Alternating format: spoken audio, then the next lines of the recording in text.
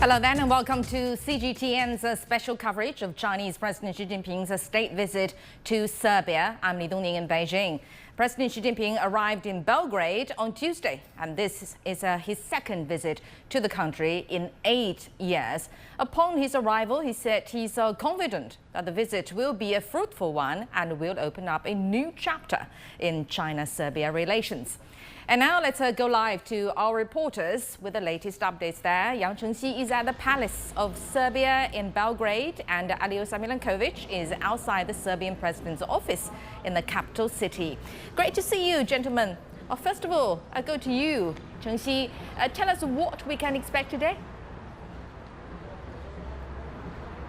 Yes, I am right now at the Palace of Serbia, where a red carpet welcoming ceremony will be held for the visiting Chinese President Xi Jinping within the next half hour. Here the press is getting ready. Now this day of state visit will be jam-packed with arrangements, with dozens of agreements expected to be signed. We do not know yet the specifics of these agreements, but in an article published in local media prior to his arrival, President Xi did underscore several areas of continued cooperation between China and Serbia, namely innovation, advanced manufacturing, green technology, digital economy, and artificial intelligence. Now, President Xi arrived at the Nikola Tesla airport last night for a state visit to Serbia, a country that he refers to as an ironclad friend. Now, him and his wife, Madam Peng Liyuan, were warmly welcomed at the airport by their Serbian counterparts, President Aleksandar Vučić and his wife, Tamara Vučić. Now, among those who also welcomed President Xi at the airport were the country's new Prime Minister, Milos Vučević, and the President of the National Assembly, Ana Brnabić. Now, reporters that I talked to on the ground say that they expect this to be one of the most important state visits to Serbia, not just because of the two countries' amicable ties over the years as a result of mutual support and respect for core issues, but also a growing huge room for cooperation economically and culturally in the future. Now, last but not least, last night at the airport, a troupe performed the traditional Serbian song and dance called Igrala se Delirije. And it was a high-spirited performance which encapsulated the atmosphere at the airport last night. Now, discussions are expected to be held today between President Xi and President Vučić, with whom President Xi noted that he has formed a close and strong working relationship with over the years. All right, thank you very much, Yang Chengxi, reporting from the Serbia's palace. Now let's turn to Aliosa Milankovic outside the Serbian president's office. Aliosa, as Yang Chengxi just said, that our media counterpart are expecting this visit as a very important one in terms of enhancing bilateral relations. Then, according to what you have seen and heard, what has been the response of the Serbian government and public to President Xi Jinping's visit? It is unanimous that President Xi Jinping's visit to Serbia is being considered as one of the most important, if not the most important event this year in Serbia. And as we already know, President Xi Jinping was here in 2016. Back then, he brought some new positive changes in the relations between Serbia and China. More Chinese investments after that came to Serbia. HBIS took over Smederevo steel mill, which was on the verge of collapse. Now it is one of the most profitable enterprises here in Serbia. And that's not just it. It is roughly around $5 billion worth Chinese investments here in Serbia. And that's why the economy is one of the most important things for Serbia, for Serbian nation, for Serbian politicians, for Serbian businessmen. And this is something that I received when I spoke with a number of people, with ordinary people in the street. When I spoke yesterday evening with Mr. Nemanja Starović, who is a labor minister in the Serbian government, he also mentioned that this is a very important thing for Serbia, because let's not forget, Serbia is a country of 6.5 million people. It is 1/4 of Shanghai. So Serbia is so eagerly looking at China and possibilities of more economic development, between development of the relations between those two countries. Serbia is eager to see more Serbian products being exported to China, and of course more direct Chinese investments here in Serbia. And what, for instance, government is saying that we are expecting today 29 agreements to be signed between the two parties, the two sides. That most likely will happen a little bit later in the afternoon. Those will cover mostly the economic part of the collaboration. But let's not forget, Serbia and China have very good relations in political arena as well, because Serbia is very adamant in regards to one China policy. It supports strictly and without any question.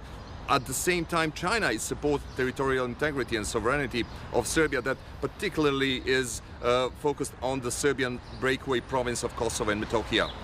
That's why the two countries are very much eager in continue their political collaboration. President Xi Jinping, in his article which was published yesterday in Politica Daily, stressed and emphasized that it will be very good that the two countries start more synchronizing their political activities in the international arena, and that would be beneficial for both sides. And this is something that most likely President Xi Jinping and Serbian President Aleksandar Vučić will speak, and this is something that the Serbian media, the Serbian public is also talking about as a very important thing to emphasize. And at the end, of course, it is a cultural exchange, because the cultural exchange between the two countries is very important. We see Chinese Cultural Center here in Serbia beginning to play a very important role in presenting Chinese culture here in Serbia. And of course, Serbian culture is already present in China in ways from ages ago till today. But anyway, we will continue updating about President Xi Jinping's visit to Serbia. Indeed, China and Serbia are on the same page in terms of pursuing economic development as well as a political stance. Thank you very much, our correspondent in the President office in Serbia, Aliosa Milankovic. Now, Serbian President Aleksandar Vučić says President Xi's trip is a major diplomatic event for Serbia, worthy of its people's joy, and it's the Chinese president's second state visit since 2016. In an interview with China media group, Vučić says President Xi's trip will bring new hope to Serbia's development. We like to see President Xi because we consider him as a true friend, and you'll see dedicated approach and a real love from Serbian people, because China has always been on the side of international public law, always being supportive to us, as we have always been supportive to China. I believe this visit will create beautiful opportunities for Serbian people. And regarding Belt and Road Initiative created by President Xi, we found ourselves in the middle of that way, tried and still striving to find our own happiness within that initiative. And we are very happy that we became a part of that initiative. And a big friend is coming to Serbia, and I'm honored and privileged to hosting him together with two European countries, and I hope that he'll feel at home here in Serbia. And here in the studio, we are joined by our two guests, Professor Wang Yiwei from the School of International Studies at Renmin University and Mr. Xu Qiang, Fellow at the Belt and Road Research Center at Minzu University of China. Welcome to our special coverage, gentlemen. Well, first of all, it's a question for both of you. The visit is President Xi's second trip in 8 years to Serbia. So, our media counterpart are expecting it to be a very important one in enhancing bilateral relations, and the public, the Serbian public, also are expecting this to enhance their economic development and mutual trade ties, economic ties. That's their priority. So what do you expect this trip to accomplish, Mr. Chu? Well, Doni, I think this trip will be only about two things. Number one is about economy and cooperation. Well, everybody knows that China and Serbia have very good relations. We have a very high level of mutual trust. And I think this is, even though it's just a second trip for President Xi Jinping to Serbia, but they're no strangers. Actually, last year, President Vučić especially sent a great delegation to China to talk about the cooperation between two nations. We have all kinds of the cooperations in iron and industry, in automobile making, in the science and technology research and development, and agriculture, and anything you name it. And right now, I think for both of the countries, number one priority is how can we elevate both of the nations' people's living standard? Well, especially against the current chaotic situation globally, especially potential recession and stagnations happening in the Western world. But China and Serbia maintained their own momentum and strengths and rhythm of development. So right now, it's very important for both of the countries to sit down together, discuss what we can have together and how we can elevate our own economy together. And I think this is number one priority. And I think number two priority is how can we maintain the peace together? Because I think we just read the declaration between Chinese president and French president. We focus on the peace. China has always prioritized the peacemaking, and this environment can also boost the economy in the European Union and also as well as in China. So as all-weather friends, actually China and Serbia are sitting down to see what we can do for the current situation globally. And then, Mr. Wang, as we just said, that China and Serbia are on the same page economically and politically as well. And that's pretty much a generalized saying that there should be much more details than that. So how would you describe the current status of bilateral relations? President visit will update our relation to more comprehensive strategic partner in the new era, because Serbia is applying to join the European Union for many years. So the standard actually is using the European Union standard. So any investment in Serbia is also prepared to maybe invest in the European market. This is very crucial for China, but also for Serbia to join European Union, because the infrastructure, energy, and many lack of. So Chinese investment can connect with the Chinese modernization, with synergy with the European modernization. So it's also hope for Serbia, but also for the Balkan region in general, because Serbia is the hub and the pilot country in this region. Traditionally, this is called the Panda Lake. The World War I started from there. But now it's enjoying the peace and prosperity because of the many investment and infrastructure building, energy transformation, and also mutual connectivity. So that thing is a good model for the world to share that after the end of the Cold War, there are 4 wars in Europe, that from the Kosovo War, from Georgia War, Crimea War, now it's a Ukraine War. But actually in Eastern Asia, there's no war. Why? Because of the China peaceful rise, because of with a win-win cooperation. So I think the visit is a show to the world. Only the win-win cooperation can bring the peace and prosperity for the region. Exactly. And in this written statement, President Xi actually expressed a willingness to renew the two countries' friendship, make the friendship more dynamic. How would you define the term renew? From what? Renew from our cornerstone of fundamental friendship, which already existed since 1955. I think the reason why we call it all-weather partnership, we have a reason for that, because for so long, for so many years, experiencing so many turbulence, China and the Serbian friendship has been, went through all kinds of challenges, and we stand as brothers for a very, very long time. So the reason why we need to renew, actually, I think it's to elevate higher of our relations, because right now, I think between China and Serbia, our cooperation has been, covered all kinds of aspects. As I mentioned, economic cooperation is the cornerstone for sure. Highly mutual trust, political mutual trust and dialogue mechanisms already existing. And now I think since the last year, we have already signed a free trade deal with Serbia. I think this is #1 free trade deal with China and European nations, which I think will empower Serbia in a very, very, very large extent. Because when we set up the factories and when we set up the research institute in there, we're also, like Professor Wang has just mentioned, we're also trying to connect with the European standard. And also vice versa, for Serbia, they can also benefit from these trade deals, so they can get access to a market with 1.4 billion people. So just imagine how much of the boost into their economy as well. And more than that, culture cooperation has been booming. Sports, probably not a lot of people are not mentioning about it. It's really prospering between the two nations. Agriculture, education, and other things are happening. So I think film industry is booming. That's Serbian right. film industry is booming in China as well. That's right. So I think we're welcoming a new round of a momentum between the two nations. And more than that, a new round of a momentum and that dynamics and the cooperation between China and Europe. Indeed. All right, so I'll be getting back to you, gentlemen, for more discussions into bilateral relations. Now, an open letter by Chinese President Xi Jinping has been published by Serbia's national newspaper, Politika. And in the letter, President Xi expressed his willingness to renew the two countries, as we just said, ironclad friendship and make it more dynamic.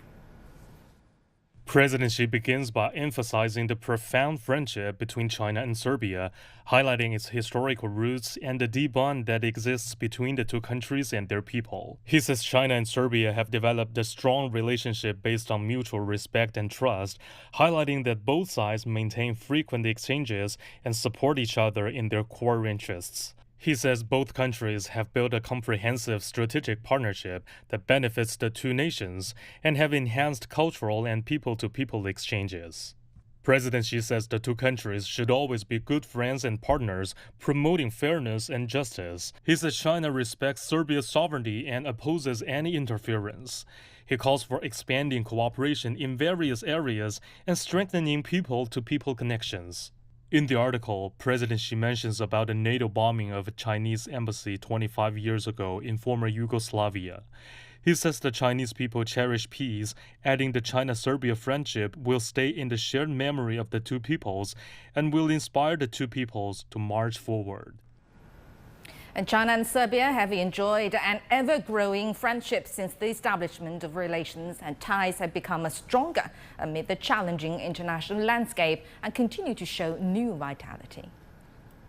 The long-standing friendship dates back to 1955 when China established diplomatic relations with the then Federal Republic of Yugoslavia, the precursor to the now Republic of Serbia. In 2009, China and Serbia established a strategic partnership, the first of its kind between China and a Central and Eastern European country. In 2016, ties were upgraded to a comprehensive strategic partnership. China is now Serbia's second largest trading partner. Data from Chinese Ministry of Commerce shows bilateral trade in 2023 reached $4.35 billion. The free trade agreement signed in October last year was the first of its kind between China and a Central and Eastern European nation. During the next 5 years, we will have 80% of our total exports to China fully liberalized with 0% custom taxes. China will expand exports to Serbia on its superior products, such as automobiles, photovoltaic modules, and some agricultural and aquatic products. Serbia's major export products, including beef, wine, nuts, generators, and electric motors, will also enter the Chinese market at more favorable prices. China is also one of the largest investors in Serbia. Chinese companies have invested more than 5.5 billion euros in the last 8 years. Some of the most important industrial entities in Serbia are owned by Chinese companies. As one of the earliest countries to join the China-led Belt and Road Initiative, Serbia has cooperated with China on various infrastructure projects. The China-built Serbia-Hungary railway connecting Belgrade and Budapest was one of the flagship projects under the framework. Once completed, it will cut travel times between the two capitals from 8 to just 3 hours. To carry on their friendship, China and Serbia also established cultural centers in each other's capital cities. Over 100 Serbian schools are now offering Chinese lessons. Visa-free policies and direct flights have also brought the two peoples even closer. As the Serbian saying goes, prijatelji je plod vremena. Friends are the fruits of time. The ironclad friendship between the two sides has stood the test of time and looks set to unleash new potential in the coming years. President Xi Jinping is going to meet with Serbian President Vučić in just a moment. Stay with us for more live pictures on that. And for more on bilateral relations, let's go back to our studio guests, Mr. Xu Cheng and Mr. Wang Yiwei. President Xi actually described in his letter the bilateral relations as ironclad, and we discussed a lot about how firm, how solid bilateral relations have been. Mr. Wang, can you give us more examples of how ironclad bilateral relations or this friendship is, especially when the Belt and Road initiative fits in?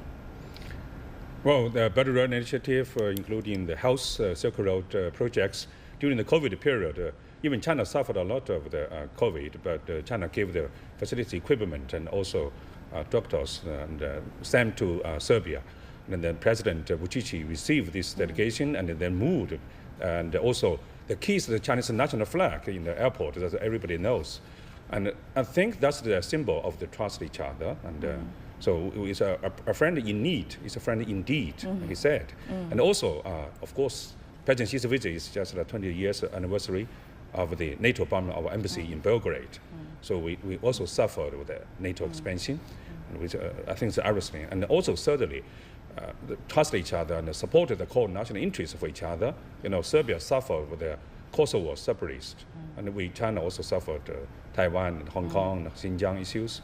So we both support each other and ushering with the UN with the principles of the sovereignty and territorial integrity.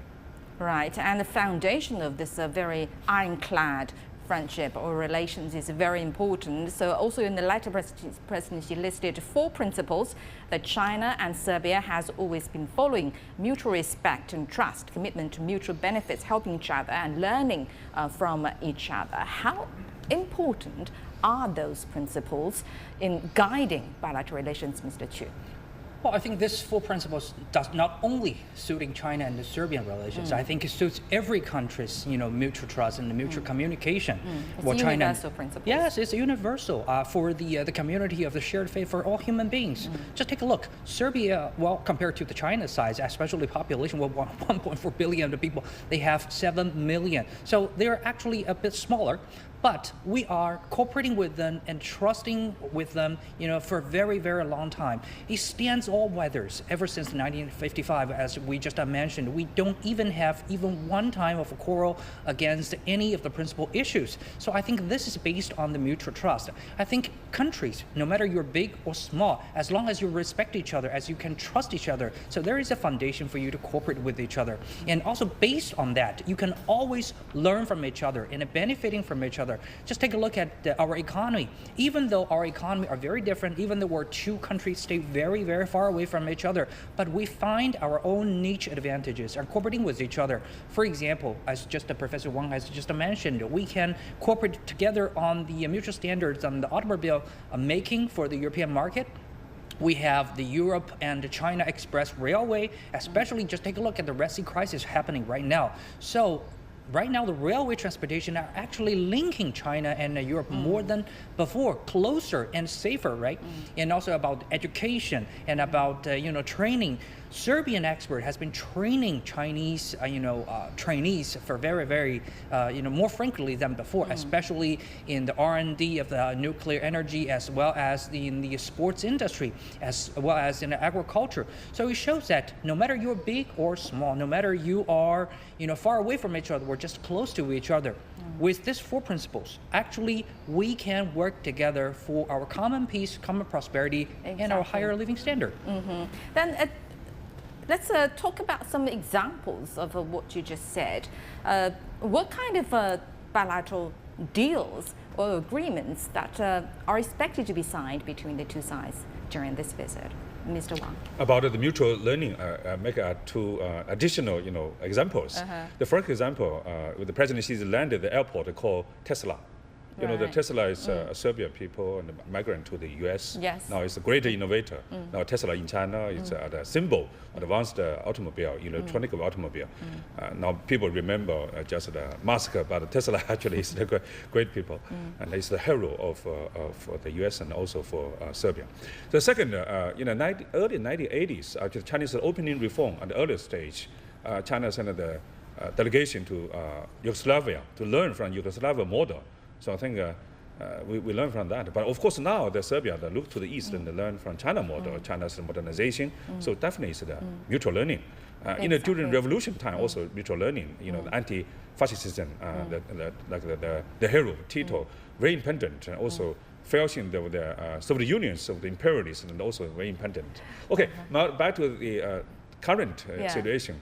Mutual learning is another example. Is I attended the Wuzhen International Conference, Internet, And the delegation from Serbia, the Minister of Telecom, also signed the Digital Silk Road projects, actually the pioneer to do this. They're very actually attractive by the Chinese Alipay and all the digital economy and now e-governance. All this, I think, is Serbia will learn from China. Of course, China is equal to learn from Serbia. Exactly, and the potential of bilateral relations, especially economic cooperation, is great as well. What kind of which areas do you see that China and Serbia could cooperate economically? Well, just following Professor Wang's just mentioning about the e-commerce in the Wuzhen International Conference. Well, do you know that actually e-commerce is not simple, not like just to click on your smartphone and to purchase. No, it's more than that. QR code. It's cross-border settlement, financial clearing. It's about privacy protections, about electronic signatures. It's concerning lots of the regulations. But Serbia actually signed this deal with China. So Serbia chose to, okay, we have already understand what's the standard the European Union has done on e-commerce. And also we see China has been doing pretty well in e-commerce. Let's see what Chinese people are doing in this area. So they signed this deal with China and they try to incorporate both standards together. Like we just mentioned, Serbia try and the European Union may follow in the future. So right now, China and Serbia has built a very, very good incorporation systems to merge each other's platform of the e-commerce. So in the future, you're going to see probably the Chinese, PDD, Temu, they're going to ship their warehouse and e-commerce and make a distribution center in Serbia and then lower the cost and use this pan-European railway, co-founded, co-established by Serbian and Chinese engineers and distributed to the whole European Union. So this is going to be something very, very big in the next 2 decades. So you mean Serbia could serve as a bridge? Of course. Between China and European countries. How exactly, Mr. Wang? Traditionally, apart from the example that Mr. Chu just gave, generally, how would Serbia serve as especially a strategic bridge between China and Europe? Strategic geography, location of the Serbia, the Balkan actually, it's a hub connect Western Europe, South Europe, and Eastern Europe actually, to the north. So it is a gateway actually, but lots of the mountains. The Balkan in the original Ottoman's meaning is mountains to mountains. So too much mountains, but need to build more mutual connectivity. So that's reason they're so welcome the Chinese investment, not just build the railway, but also highway and also many other infrastructures. So that's the first the location. For instance, the Serbia-Hungary railway. Now this, I think it's a sample. We will talk about that. This is change the logistic direction of the Europe. Traditionally, it's from Hamburg, and then from the west to we east. are looking at now is the light picture from Belgrade that the Serbian president is going to hold a welcoming ceremony to visiting Chinese President Xi Jinping and his wife. We'll continue to cover that, give you live coverage of that in a moment. Well, let's carry on our discussion. You mentioned, Mr. Chu, that e-commerce is the great potential area that China and Serbia could cooperate on. So let's make a step back and look at the bigger picture of a technological cooperation. What kind of mechanisms have been set up between the two countries to promote technology development in both countries? Well, I think we have already set up very fundamental architectures. For example, visa-free policies. I mean, what I'm telling you about the real deal visa-free policies for both countries. Chinese and Serbian people can travel freely across the border. You probably don't understand how important it is, but it means when we have set up a seminar in Renmin University or Minsk University, sometimes we want to invite the expert to come here. It takes very, very long time for the visa issue. But for the Serbian experts, we can just give them an invitation to just fly in China. So this this carries out very well. For example, like the Chinese Academy of Science have signed the deal of research with the Vanka Institute in Serbia doing the high energy physics, and this cooperation has been really, really good. And also from the both sides of the central bank, we have signed. You have to know that financial clearing is a very technological issue. It needs to be very accurate. So both the central bank has signed the deal to issue the bond across the border with each other, and also accept the renminbi clearing. So this is also huge, architecture between the two countries. So with this deal, we're going to see more of the business happening. We're going to see more of the technology cooperation happening. Lots of things are going to pan out. And just like Professor Wang has mentioned, gateway.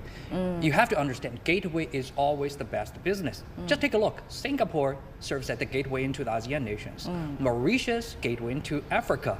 Switzerland is a gateway, financial technology gateway into European Union, and the UK as well as a gateway. So right now, I think Serbia, while they try to be very ambitious, they try to be the gateway into Middle and Eastern Europe and further to all the Europe. Then what we've been talking about, maybe we could describe it as a digital Silk Road that extending into Serbia, into Europe, and but when bilateral relations, when bilateral trade are going on very well, there are obstacles, challenges that we have to see. For example, trade protectionism, international trade protectionism. So, Mr. Wang, how do you think that the two countries can work together jointly to overcome that? That's both opportunities for Serbia, because it's planned to join European Union, so use the European Union standard as earlier time, but at the same time, not join yet. Actually difficult for Serbia to join because Kosovo, because other difficulties. But we can have the laboratory to invest and standard emerge, and then to go to the European single market in a digital and in a traditional standard. I think we do both. Serbia is, I think, the relations for the strategic investment is to trust China. The thing about the future is more not from the West, from the European Union, but also from the East, from China.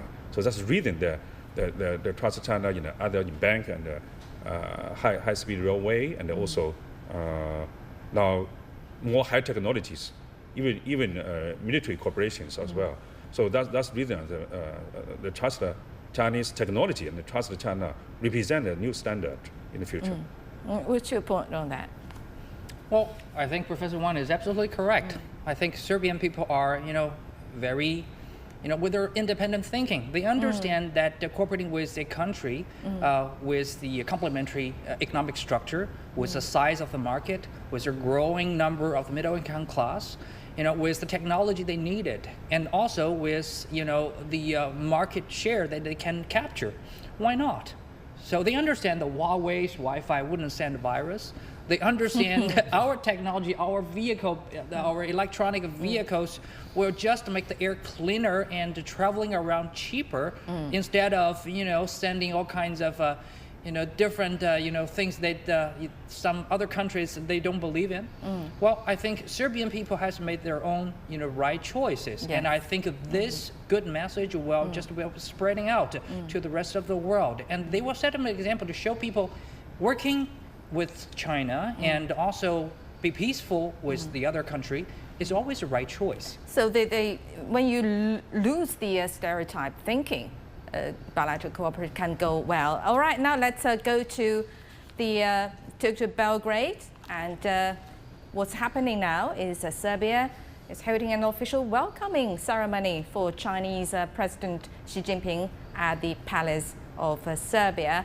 President Alexander Vučić of Serbia and his wife are now walking on the red carpet.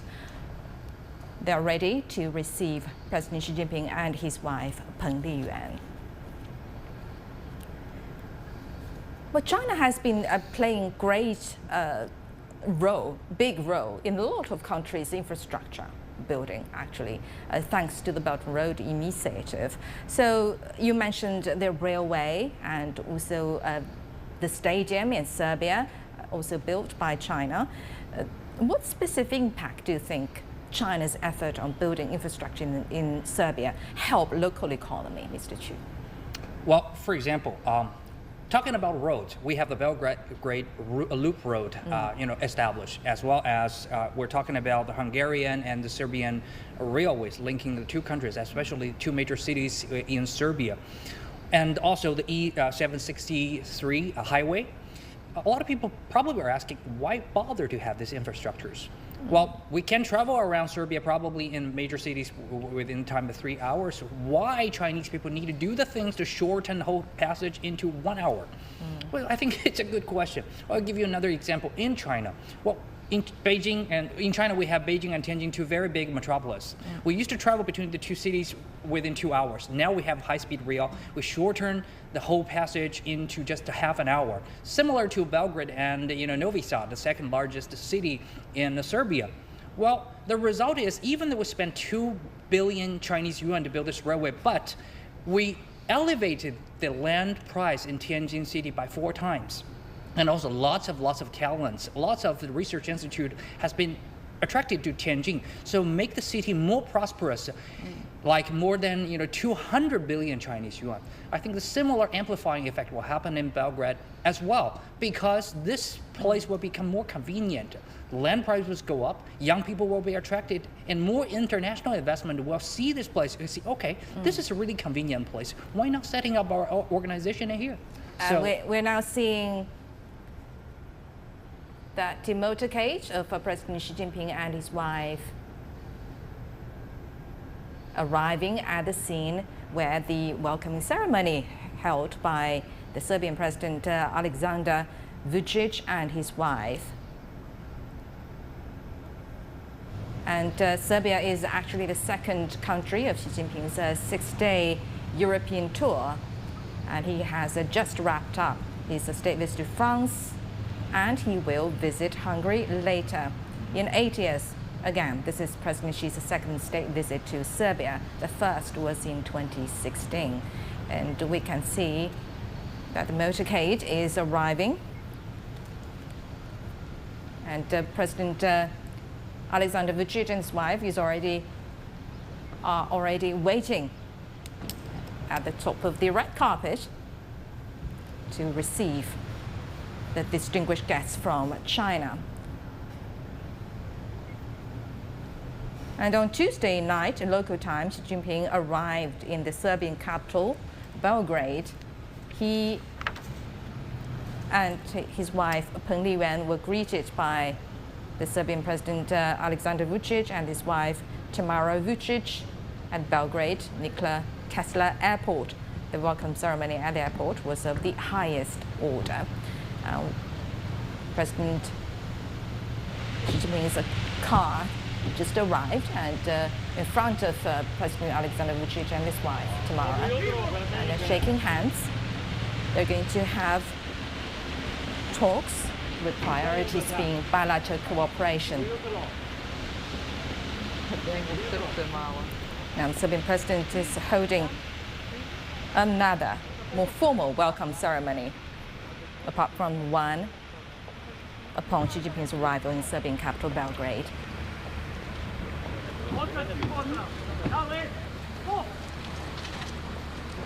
And now the Chinese anthem is being played.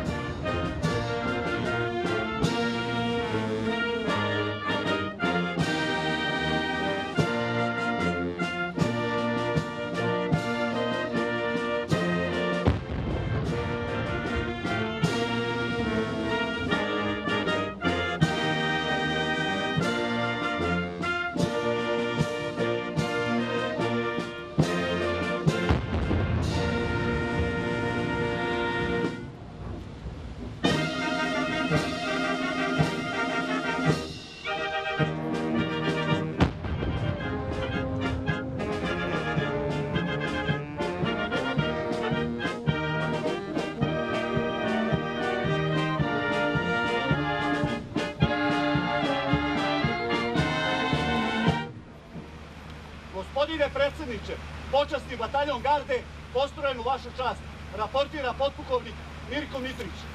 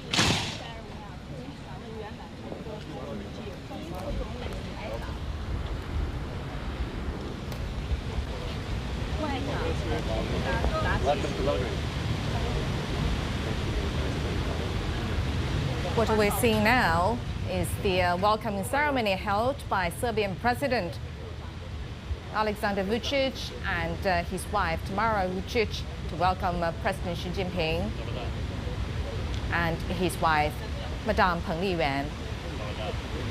And the welcoming ceremony is happening at the Palace of Serbia, which is the largest and the most spectacular masterpiece of a modernist architecture in Belgrade. China and Serbia have maintained frequent exchanges at various levels and area. The bilateral relationship between China and Serbia actually dates back to the 1950s, when Serbia, as part of Yugoslavia, established diplomatic relations with China, and since then the relationship has undergone numerous changes, stabilizing and strengthening significantly.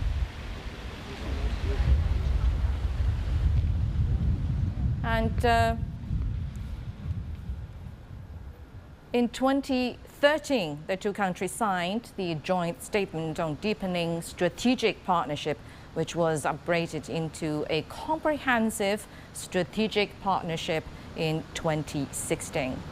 And in February 2022, Chinese President Xi Jinping emphasized the enduring ironclad friendship between the two nations, highlighting the robust political trust that has withstood the test of time. And now the officials accompanying Chinese President Xi Jinping's visit to Serbia are being introduced to Serbian President Vučić.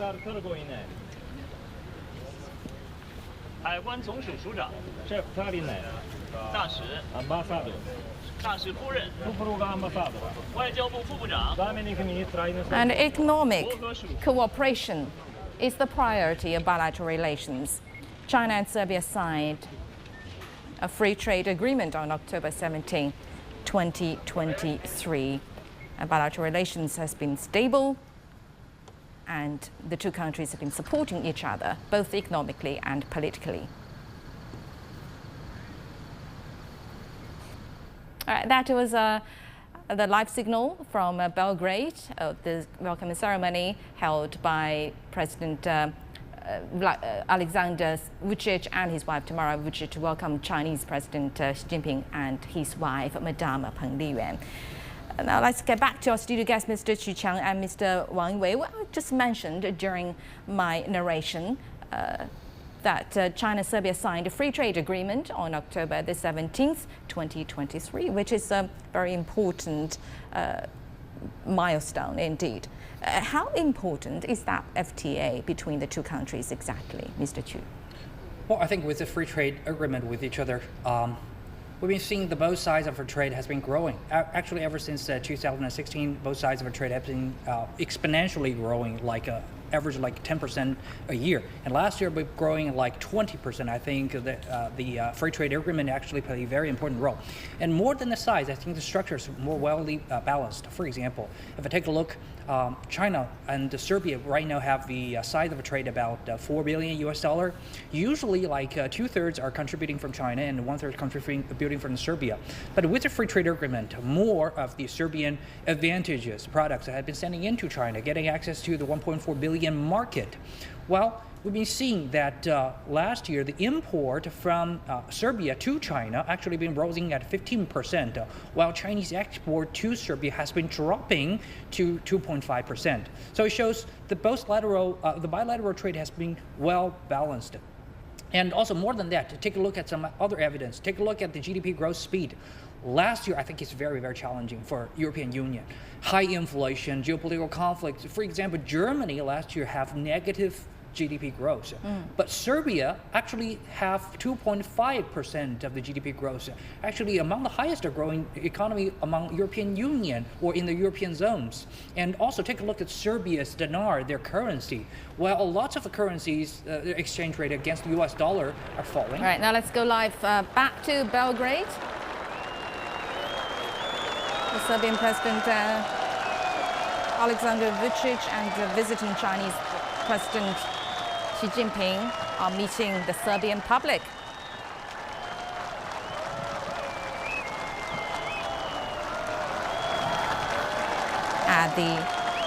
As part of the welcoming ceremony to the visiting Chinese President and his wife. And the ceremony is happening at the Palace of Serbia in Belgrade. This is President Xi's second visit in 8 years to the country, an indication that the bilateral relations has been going on very stable and very solid.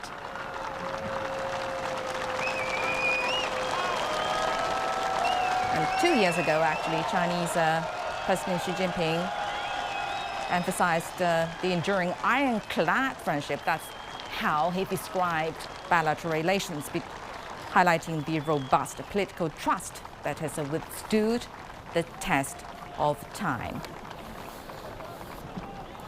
And Serbia actually has been a very staunch supporter of the Belt and Road Initiative since its inception, with over 60 projects completed and around 16 ongoing under the initiative. And we can see the chanting from the public welcoming President Xi Jinping's visit.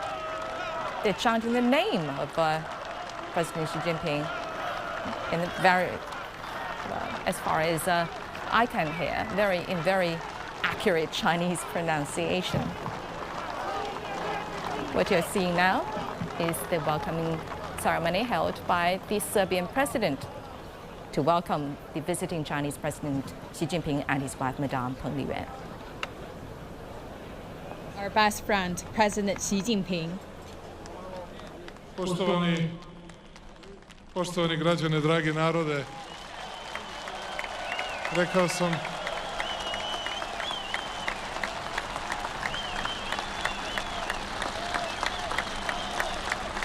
I told Mr. Xi that you will receive the highest respect from the Serbian people. This kind of welcome only can be received in Serbia. Nowhere else, only here in Serbia. One and the only high-level respect. Ja sam mu rekao da će kao lider I predsjednik velike sile svuda u svetu naići na Here I would like to say in very short, at this historical ali na moment, takvo poštovanje I na takvu ljubav nigde neće naići kao ovde u našoj Srbiji. I would like to say in the coming years we will always remember today, this day. Today we create the future. I ja hoću, dragi prijatelji, samo u nekoliko rečenica da vam kažem zašto mislim da je ovo istorijski značajna poseta predsjednika Xija. Mi danas pišemo istoriju, iako to mnogima ne izgleda tako. Za samo nekoliko godina svi ćemo se sećati ovog dana i znati da smo baš na današnji dan pisali budućnost. Samo ugovor o slobodnoj trgovini potpisan sa Narodnom Republikom Kinom doneće našim poljoprivrednicima sigurnost od izvoza goveđeg mesa, a već od 1. jula potpuno slobodno od izvoza jabuka, šljive srpske, borovnice i mnogih drugih proizvoda. Do toga da ćemo i našu rakiju i naše vino moći da izvozimo na ogromno tržište. A pazite, tarife za sve druge su između can be exported to China. And tariff in other countries around 25-30%, but for us there is a zero tariff. That's also a demonstration of our friendship. Also the attachment of importance to Serbia, also to our friendship. China means a lot to us, and President Xi also our true friend. I zato uvek i na svakom mestu kažemo da, Tajvan je Kina, da, to piše u Povelji Ujedinjenih nacija, tako i oni podržavaju teritorijalni integritet Srbije. When we talk about the territorial integrity, we always say Taiwan is part of China. U svim najtežim trenucima. Ne zaboravite da su at the trying time, we always remember our Chinese friend. Kada je ova zemlja bila rušena i bombardovana, they helped us 25 years ago when the bomb attacked Yugoslavia. A lot of people sacrificed their life, so they killed in Yugoslavia. Izgradili smo i zahvaljujući jačoj privredi srpskoj, zahvaljujući njegovoj podršci za našu železaru. I also like to say a big thank you to Mr. Xi. President, you help us to create a better country, better Serbia. We could see that more and more investment coming to Serbia. I believe that together we can do more. We all understand what that means to us, because we know that the potential here in our country. Once again, thank you very much, Mr. Xi, because you always very friendly to Serbia.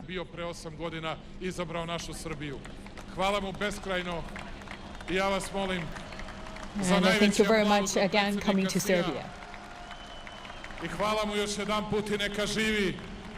Once again, thank you very much, President Xi. That's also to cherish our inclined friendship and also the long-lasting friendship. Thank you very much, People's Republic of China. And that was Serbian President Alexander Vučić delivering a welcoming speech to the visiting Chinese President Xi Jinping and his wife, Madame Peng Liyuan.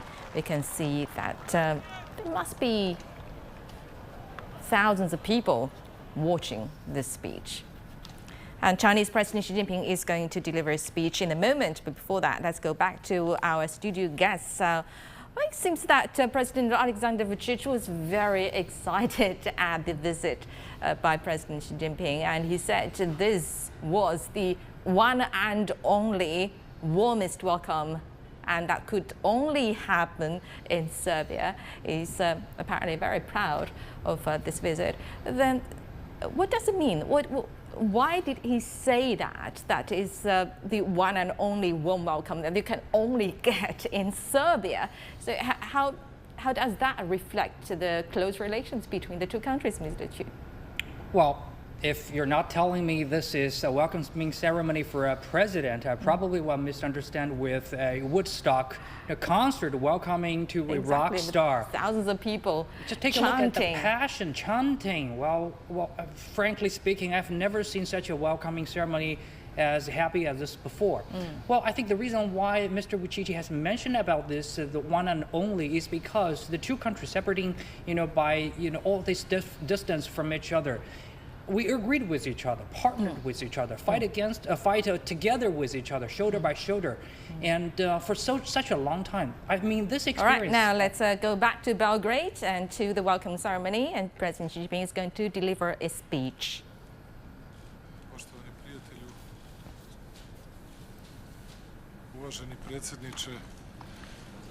And Chinese President Xi Jinping and his Serbian counterpart Alexander Vučić are holding a meeting.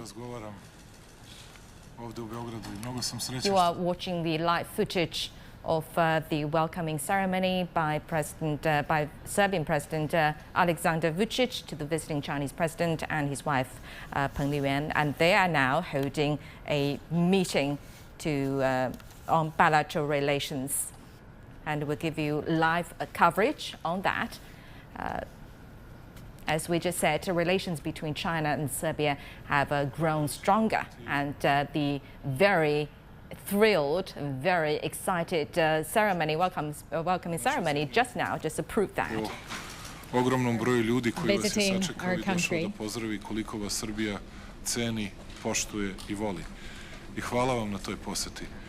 I also would like to extend our love and respect on behalf of people in Serbia. Kada imamo probleme kao mala zemlja sa kojima se suočavamo zbog pritisaka koji dolaze sa različitih strana. Serbia is a small country when we feel the surprise from other countries.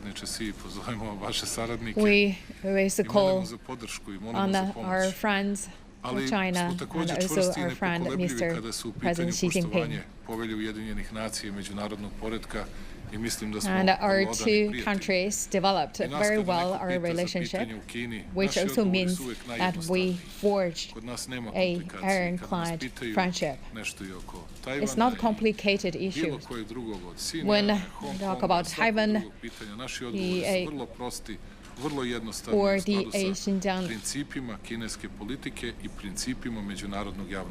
So when you ask us, our answer is always the same. We have the same answer as the Chinese side and also as the international community. Once again, also thank you very much for your respect regarding our territorial integrity and sovereignty of Serbia. Uz vašu podršku od 2016. značajno, poštovani gospodine predsjedniče, doprineli napretku ekonomskom Srbije. I ja nikada neću zaboraviti vaš govor. And during your last visit, radnicima u Železari and we could see we did a lot to boost economic development.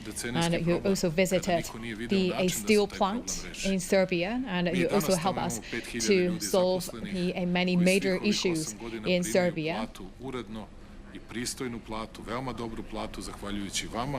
And also we could see a lot of people because of your help, because of the cooperation with the HBIS and also with People's Republic of China. We could see the job created in Serbia for more than 5,000 people.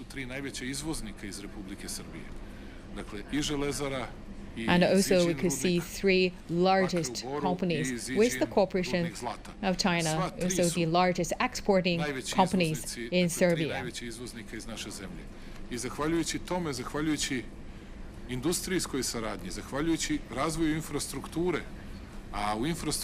And also another thank you to the help of the infrastructure construction. Dakle, to je bukvalno podiglo i obnovilo našu zemlju. I imamo još mnogo toga da uradimo i kao što vidite, ono što je bio naš san, poštovani predsjedniče, izgradnje pruge and more than 22 billion worth of value created in Serbia in terms of infrastructure construction. Vaše železničke kompanije uspeti da završimo sve radove na teritoriji Republike Srbije. Očekujemo da će i naši mađarski prijatelji, a sinoć sam razgovarao i sa premijerom Orbanom koji vam šalje svoje pozdrave. I also would like to welcome our friends from China to visit any place in Serbia, and also and our friends will also wait you in Budapest. And we talk about the high-speed train as from Belgrade. To other places, much shorter the travel time. And thank you very much for your visit this time.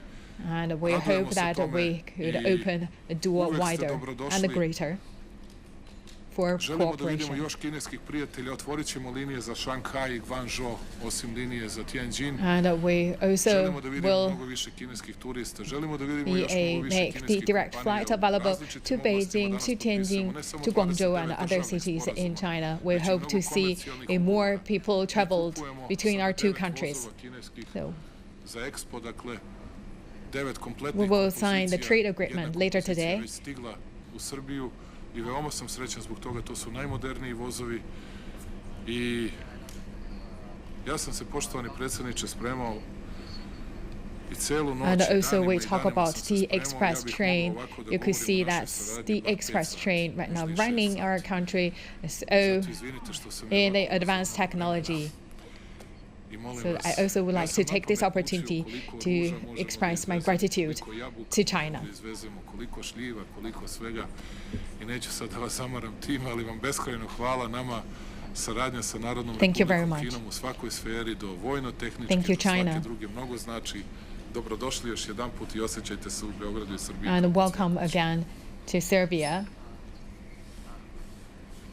And also please treat Serbia as your home. Thank you.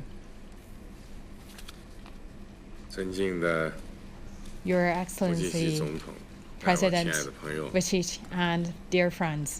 很高兴再次到访美丽而友好 I'm 的塞尔维亚。 very glad to visit 总 a 统先 beautiful 生 and friendly 亲自到 country, Serbia. 机场迎接 And Mr. President 贵国的政 welcomed 要 me 们 in 悉 the 数 airport. And I also see 在那里， the senior leaders also welcome me 特别是刚才我看 in 到 the 这样的一 airport 个 with 盛 you. 大的 And just now 欢迎 I 仪式， saw this very grand welcome 感到 ceremony. 很震撼， For me, it's really, 也深 really 受感动。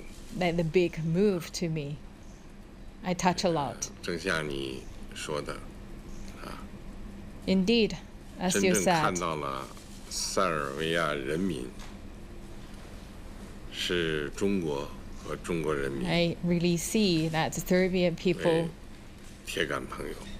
consider and see 最好。 Chinese people as their best friend, as the 出自啊， ironclad 一 friends. 种这个真诚的 I really see that 发自 the feelings 心灵深处 from 的 their deep of their heart. 这样的一种与中国的这种共鸣。 They really consider China 欢迎。 as their best friends. I can feel 我 that. 确实是会非常难忘的。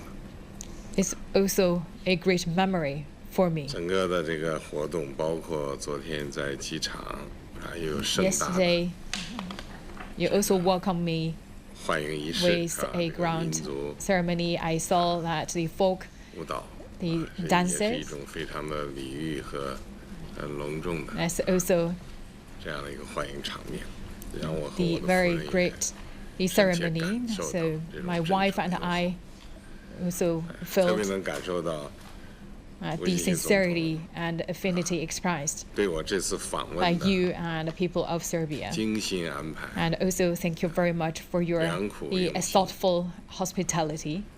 接下来我还会继续感受到 And I believe I will continue to feel the same 这次访问 during the 欧 rest 洲啊 visit 这也 here 是我今年 in 的首次 Serbia. 出访。 And visiting Europe is my very 也是 first 时隔 overseas 8年 visit this 我再 year 次访 and 问塞尔 also 维亚。 my second visit to Serbia 但上 after 次 8访问 years.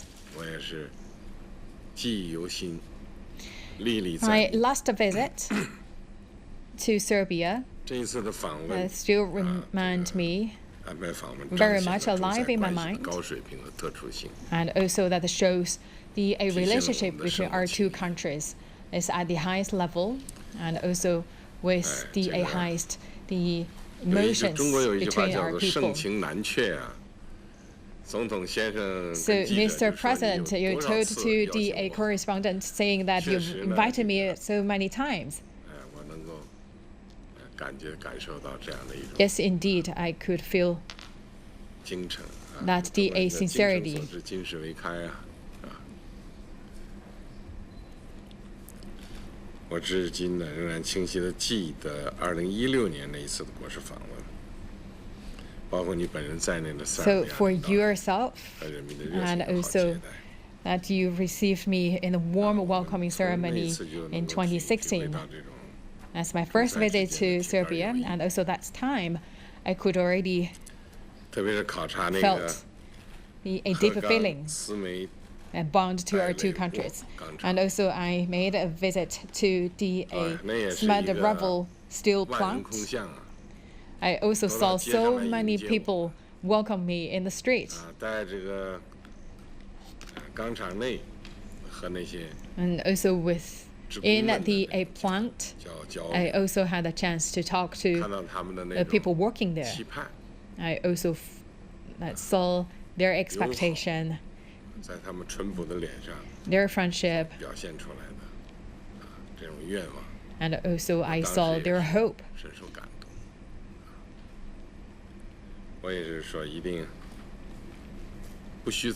So that visit also greatly touched me. So, and also thank you for that visit. China indeed made our contribution to the development of Serbia.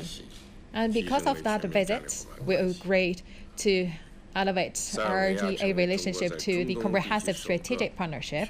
And Serbia is also the very first country in the Central and Eastern Europe with a comprehensive strategic partnership with China. I believe that the visit this time will open a new chapter of our bilateral relations. Thank you.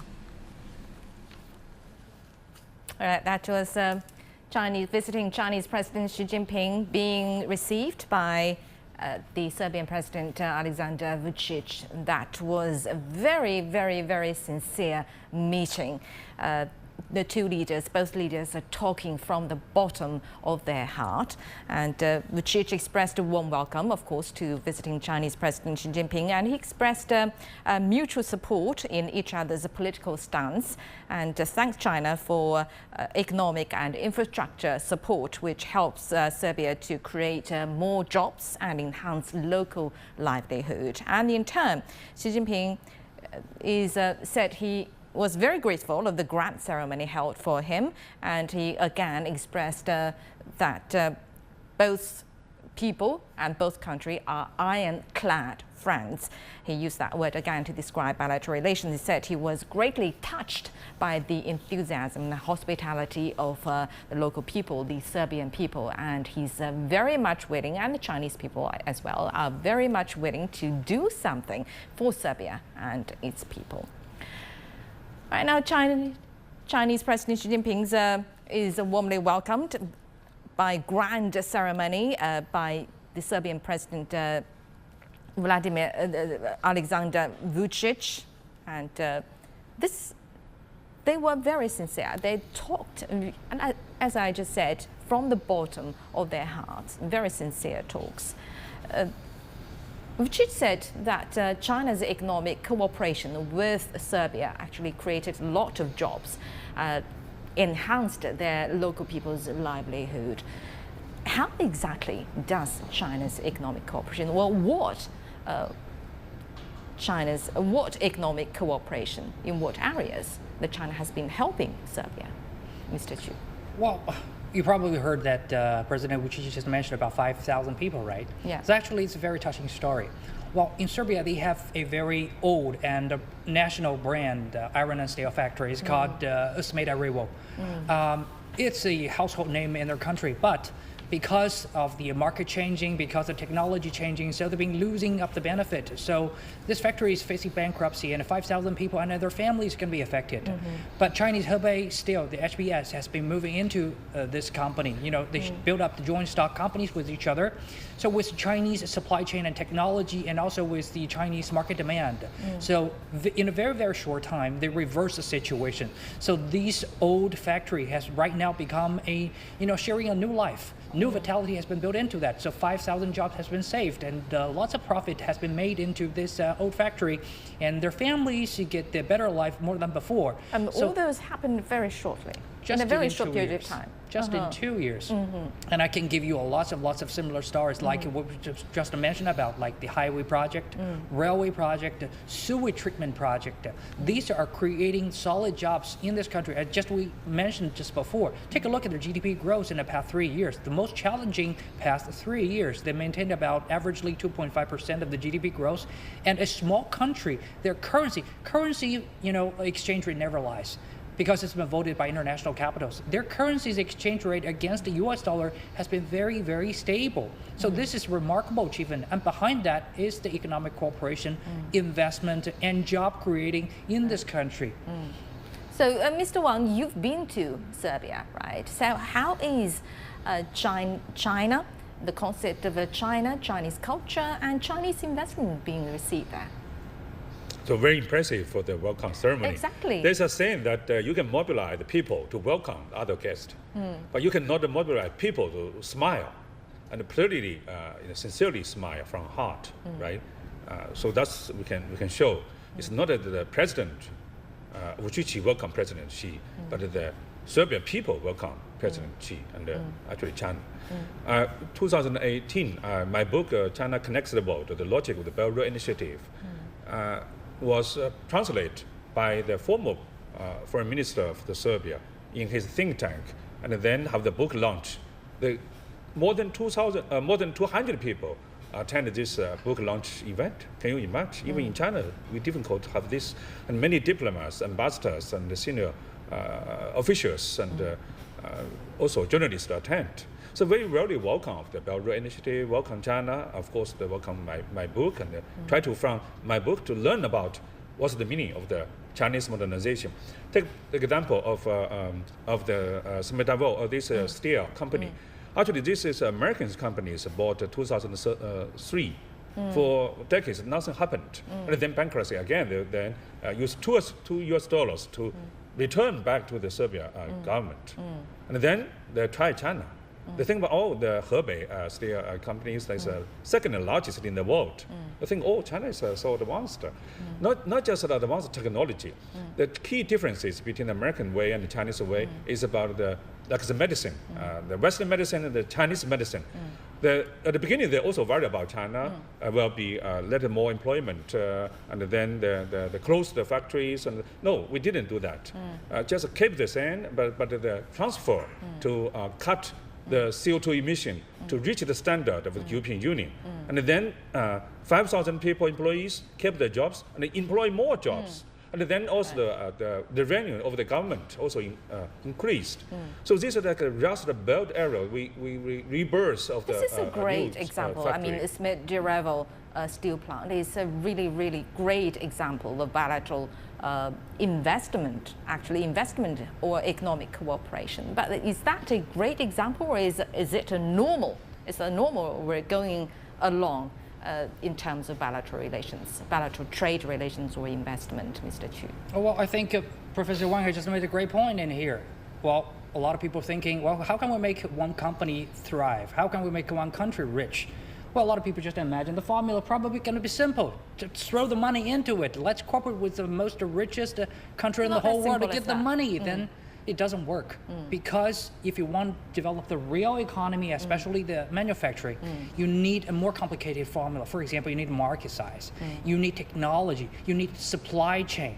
So that's the reason why when Chinese investors moving into this company, we brought them not only the investment, but also the very efficient and cost-effective supply chain, huge market potentials, and also management skills, and also the shared culture and a friendship with each other, so everybody can be mobilized. But you mentioned that in terms of in the case of Smederevo, actually it happened, the whole revival that happened in a very short period of time. How could those in infrastructure went in such a short time and worked? Well, as I just mentioned, first of all, when we just use the most advanced technology, the cost immediately will be, minimized. And then you can take a look at, well, sometimes we process the girders and also the pipes in this iron and steel companies, and then we can distribute it to other market or back into China. So that makes another profit. And also management is also giving you some more of the margin of the profit. So this will change the face of this company in the short term. So you mean this model can be borrowed by other kinds of investment, not only in Serbia, how about in other countries, especially in European countries? Do you think that's a case that can be borrowed, Mr. Wang? Very good example. I think it's like China developing so rapidly in the past 4 decades, right? And we maybe achieved 400 years of achievement for Western countries. So that's reason I think make a huge achievement in Serbia. I think two competitive advantage for China. The firstly is we have the most complete and independent categories of the industries according to UN system. So that's reason everything built with China is the most efficient and the cost of the lowest. And the second, Chinese people work very hard. As an American joke, even the God have a rest on Sunday, Chinese people still working. So that's reason I think make this remarkable achievement in this steel company. So very efficient model and very diligent people there that can make all the investment work. And now our reporter Li Jianhua has been following all the process of Chinese President Xi Jinping's visit to Serbia. Now let's go to him in Belgrade. Jianhua, hello there. Long time no see. So tell us more about your observations there. Thank you very much. Long time no see, definitely. And we know that Xi Jinping's visits here will be short. And definitely what is on top of the agenda, that will be trade. And China was the largest source of foreign investment in Serbia. And last year, China was the largest trading partner of Serbia, only second to the European Union. And just a quick roundup of bilateral ties.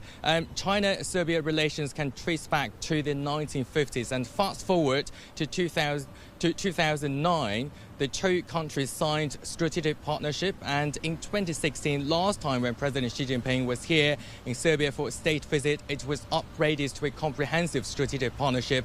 And in 2022, President Xi Jinping has emphasized the enduring ironclad relationship between these two countries. And ever since then, we have seen frequent high-level exchanges between the two countries. In October last year, when President Alexander Vučić was in Beijing, the free trade agreement was signed, and so far the bilateral trade volume has surpassed $4 billion.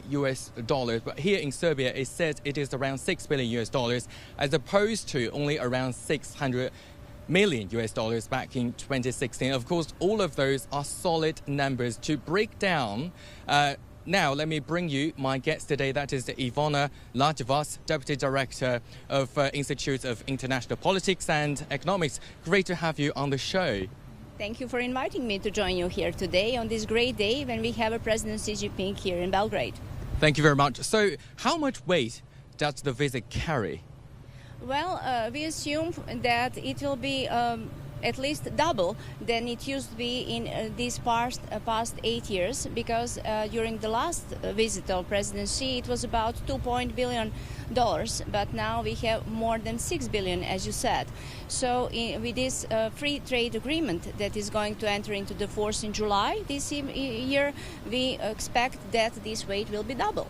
And we know there were some highlights of Chinese investments in the country, including Pupin Bridge. It was opened in 2014, which is nicknamed as the China Bridge. That is the second bridge over the river of Danube.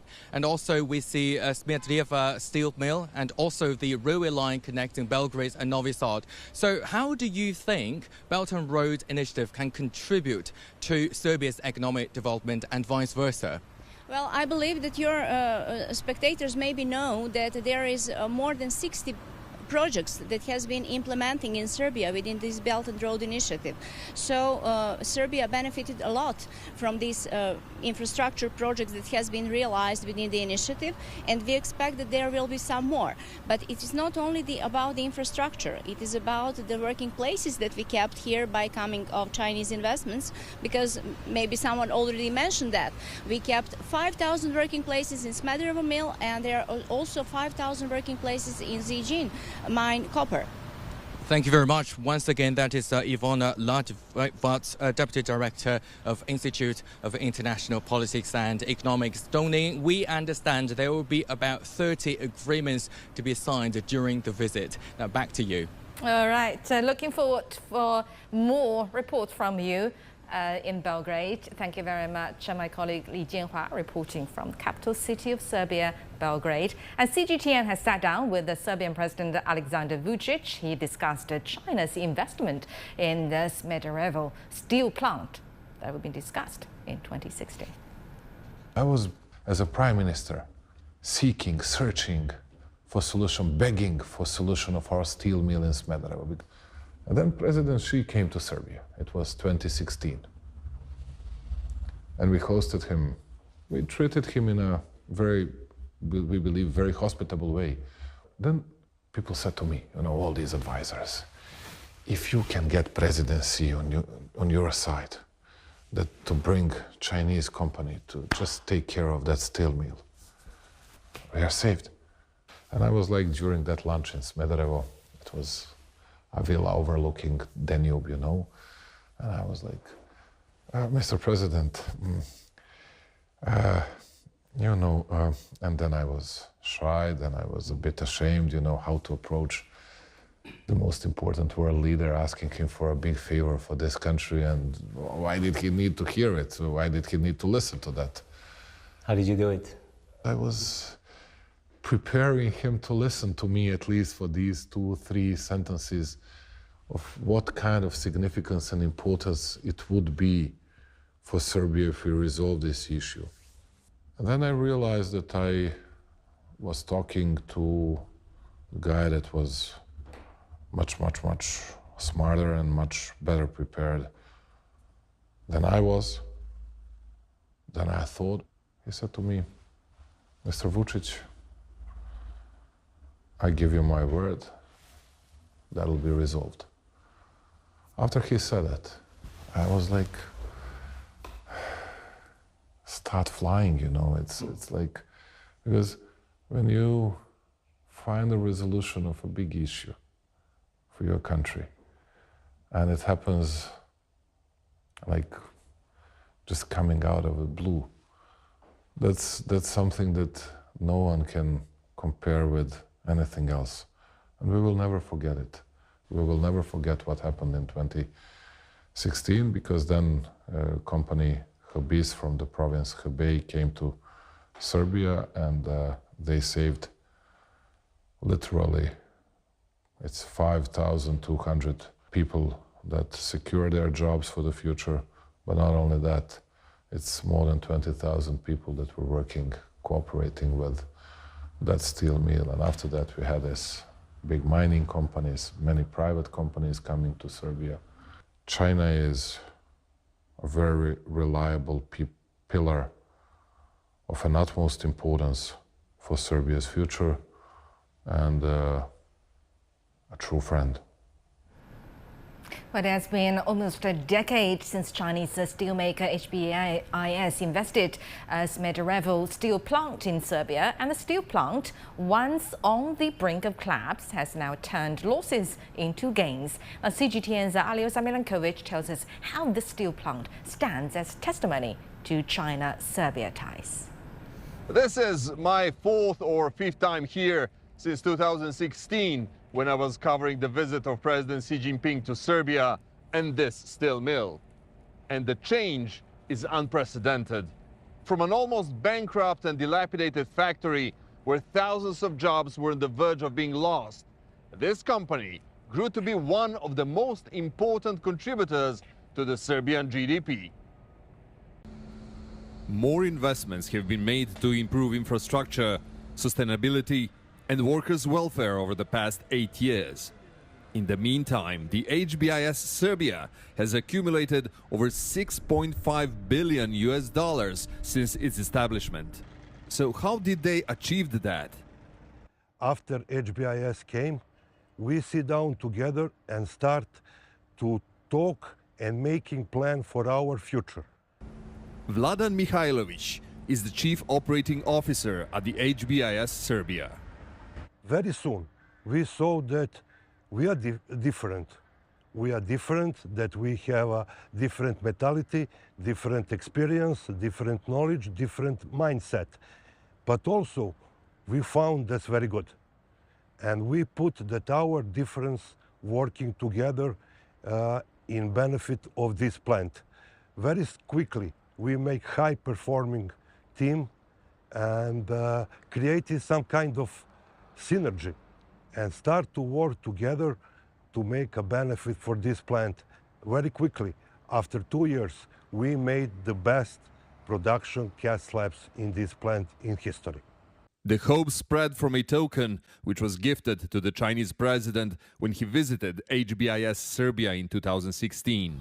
Made by Zlatan Bankovic, the token is the silhouette of the century-old steel plant. At first, I was scared. It was an honor and a privilege to make that for the president of China. I then practiced a little bit. I did it right and everyone was satisfied. I felt much excitement knowing that my work would end up in the hands of the president of China. I felt really elated.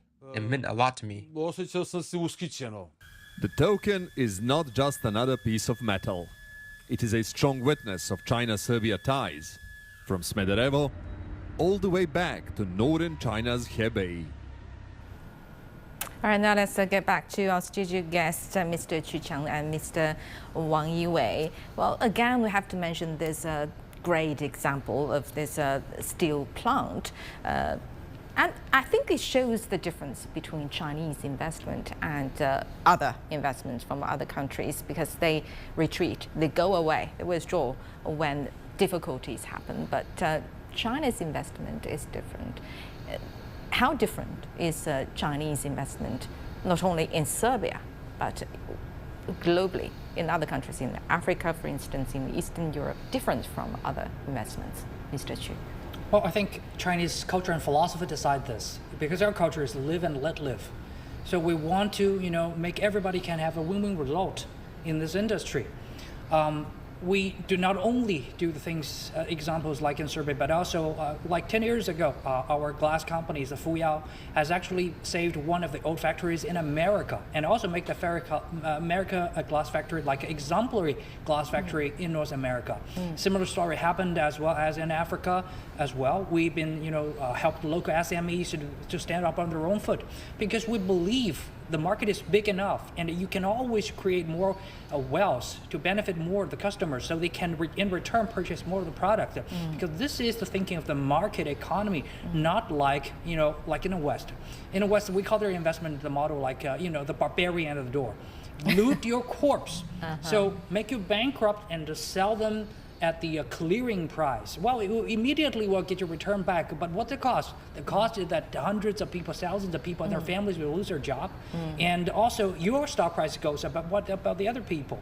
So this is pure capitalism. We don't quite buy it. In China, we believe sustainability, continuity, and also the win-win cooperation will always be the model of the economic development and for the good market economy.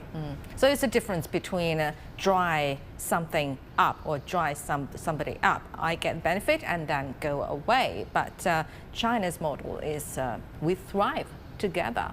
Then we can see that actually President Vučić described the whole process of how he approached Chinese president and also China for help in terms of saving this steel plant. And he was very cute in describing that.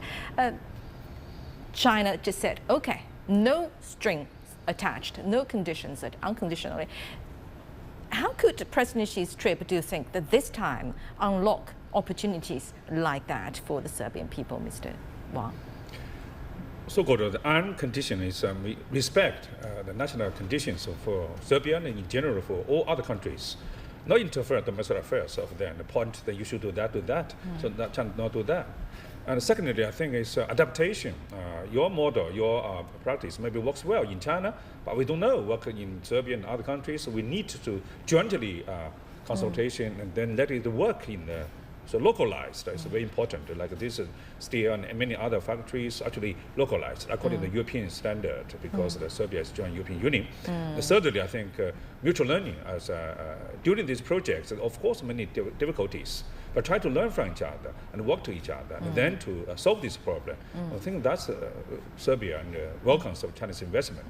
And talking about Serbia joining the EU, how will that help China, Mr. Xu? Well, if Serbia will actually join the EU, I think it's going to be a great news for both of the country and for not only China and Serbia, but also good news for the European Union as well. Well, China has been one of the greatest partners with the European Union. We're also in a very good relations. And with the geopolitical advantage of Serbia, as we just mentioned, Serbia can be a gateway into European Union in manufacturing, in financial clearing, in talent sharing, anything you name it. So, I mean, when they join the European Union, a lot of the standards and the laws can be naturally incorporated with each other. So, which will make the things much more easier than right now. Because right now, if we're easier how? Easier, like the negotiations on the regulations, on the free trade agreement. You know, the techno issues. This is really abundant. But these will actually save everybody a lot of trouble. Then. Actually, because before Serbia, President Xi Jinping visited France, which is a major country in the European Union. So how would you describe the current status of bilateral relations between China and EU? Mr. Wang. Okay, China and the EU relations now recover from the COVID and also the Ukraine crisis, and also the external influence. That's the elephant in the room, the United States. Now, because Trump maybe come back, so European Union, think about the 4 major partners in the world. Russia, now bad relations, difficult to improve. And then US, uncertain. And then if China relations with some problems, and then who will your be partner to solve the problem of the world? So now pay attention to the relations, improve the relations with China. So I think not France, but even other European countries as well. China as well. We think about multipolar world and economic globalization. European Union is the key partner. Right. So long as China and the European Union work together, and then the Cold War not happened because the Europeans suffered the Cold War. And then so long as China and the Europe benefit of the mutual benefit cooperation, and then the economic globalization will continue. So the deglobalization will be and cannot be prevailed. So I think the European Union is the key for China. And then there are, as we just discussed about the trade barriers, there are challenges. And during his speech just now, he said zero tariffs between the two countries. So this is a very good example of China establishing relations with European countries. But of course, Serbia is now the one, but others. Do you think others will follow suit, at least to reduce tariffs in terms of developing a benign circle of trade relations with China? Well, I do think so, because you have to understand, when we just signed the FTA, the first round actually is not 100% zero tariff. It's actually about 90% or 95% of the products, is in bilateral trade is like tariff-free.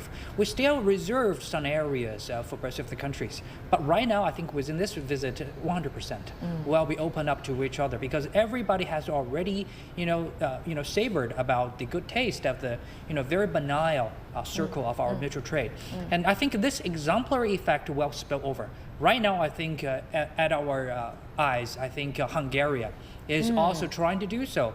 President Orban is promising to have more of the openness to welcome Chinese investment and products. Just the BYD. BYD has built new capacities in Hungary. And Hungary is actually part of the European Union. So you can travel your people and travel your product directly into the very heart of the European Union and get access to the market. So I think more and more you will see this spillover ripple effect will pan over. And lots of people will see, hey, Chinese product is good, and it will stimulate more of the jobs, investment happening. And like the Professor Wang has just mentioned, you don't want to stand alone. You see, along this geopolitical conflicts, you can partner with China and then make your own life better. It harms nobody. So everybody will see this fact ultimately. Exactly. Well, 10 chopsticks will be much stronger than just one piece of chopstick.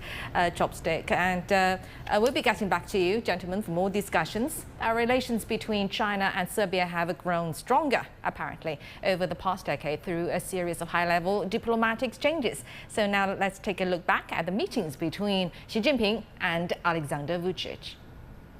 In November 2015, Chinese President Xi Jinping met with then Serbian Prime Minister Alexander Vučić in Beijing. Vučić had just wrapped up his trip to China's eastern city of Suzhou, where he attended the 4th summit of China and Central and Eastern European countries. The two sides witnessed the signing of a memorandum of understanding on jointly promoting the Belt and Road Initiative. In June 2016, President Xi paid his first state visit to Serbia. He held talks with Vučić in the capital Belgrade. The two nations agreed to upgrade ties to a comprehensive strategic partnership. Xi said China was willing to work with Serbia to facilitate the launch of the Budapest-Belgrade railway. Vučić and Serbia valued its relations with China and welcomed more Chinese investment. In May 2017, Vučić flew to Beijing for the first Belt and Road Forum for International Cooperation. This came weeks after being elected president of Serbia. Xi congratulated Vučić and called on both sides to consolidate their all-weather friendship. Vučić said Serbia was China's reliable partner and that bilateral projects under the BRI produced positive outcomes. In September 2018, the two leaders met in Beijing ahead of the Summer Davos Forum in China's northern city of Tianjin.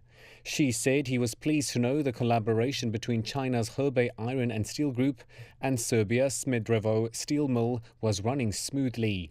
The steel mill had emerged as Serbia's second largest exporter. Vučić thanked China for its support. He said Serbia looked to expand cooperation in wider areas. In April 2019, President Xi and Vučić met in Beijing on the sidelines of the Second Belt and Road Forum.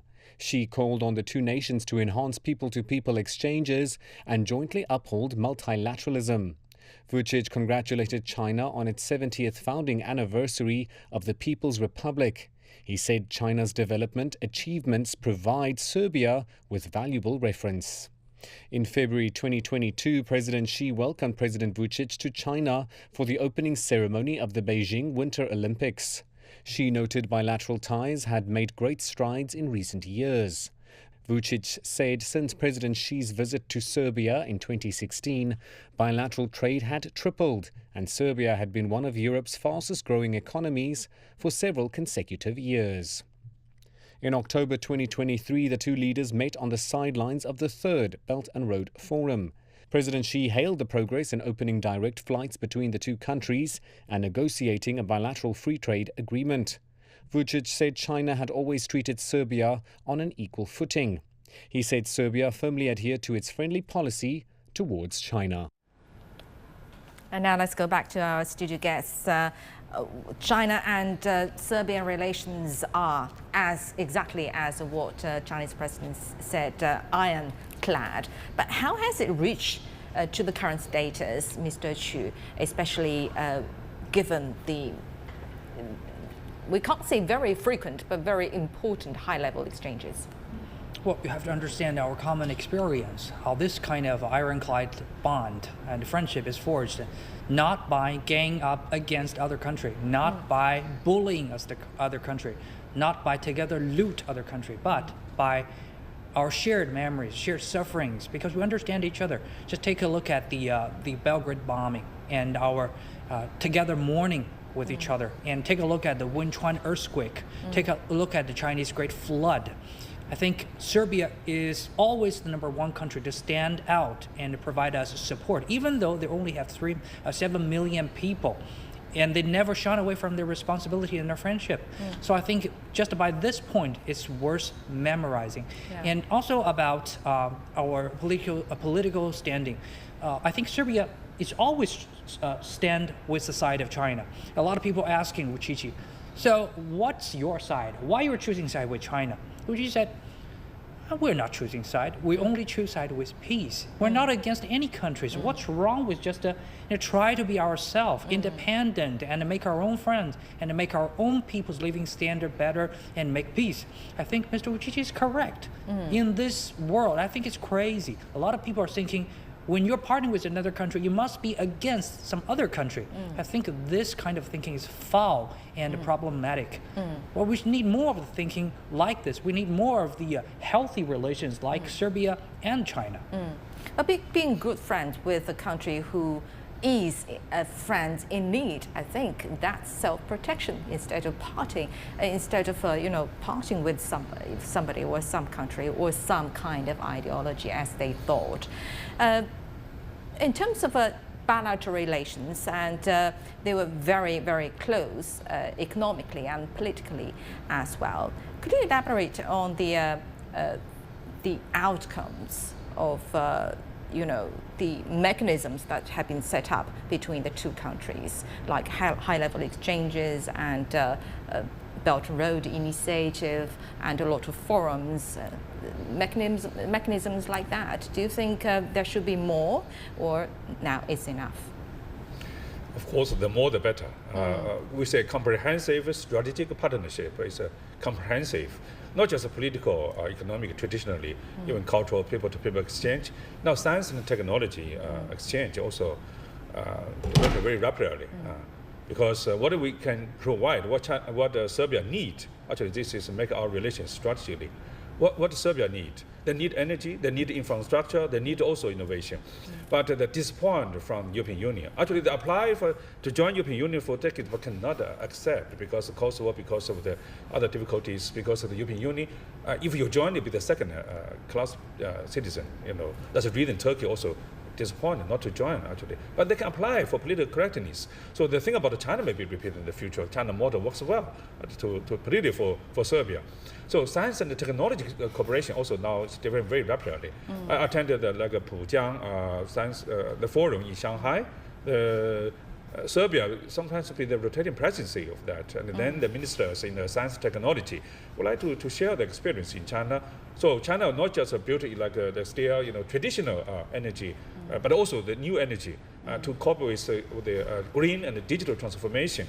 So that's reason I think the modern Serbian people to learn Chinese, and then not learn language, but also learn why China developing so rapidly, traditional and high technology. So that's, I think, the future. And as I mentioned, it's difficult for Serbia to join European Union. So our cooperation will be long-term and strategy. Right, and talking about cultural and education exchanges, Mr. Chu, how have the cultural and education exchanges between the two countries have been going? How much does it contribute to the mutual understanding between the two cultures? Well, this is a great question. Well, a lot of people thinking, wow, China is helping Serbia. No, I think this is a two-way road. Serbia is helping China as well, actually saving China. We have one Achilles heel. That's why we'll be saying cooperation instead of helping. I think that pain point is our male football team. We performed the best with a Serbian coach, Milutinovic. So he actually brings the most advantages, football concepts and their training method into China. So thank God that we have performed pretty well at his training period of time. And more than that, if you take a look at the sports industry, right now we have many Serbian nationality sports people serving in Chinese football team, basketball team. So I think they do have a very strong hand in this advantage. Take a look at Mr. Vucicic's height, very high. I think it's about 7 feet or something. So I think they can actually bring a lot of the good concept and good spirit of sports into China, as well as in the culture as well.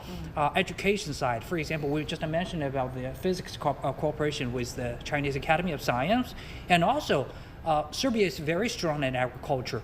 They've been very famous for the cheese making, dairy products, and etc., and the beef and livestock raising, and other fruit Serbian growing. wine has been popular recently as well. Wine as well. So I think right now they have been set up many cooperative, projects with Chinese counterparts, the training schools, vocational schools, and the universities.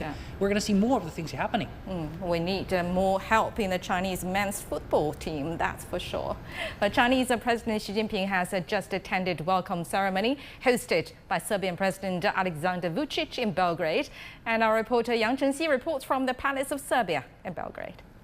Two presidents are shaking hands as President Xi exits the vehicle and was greeted by his Serbian counterpart, Alexander Vučić.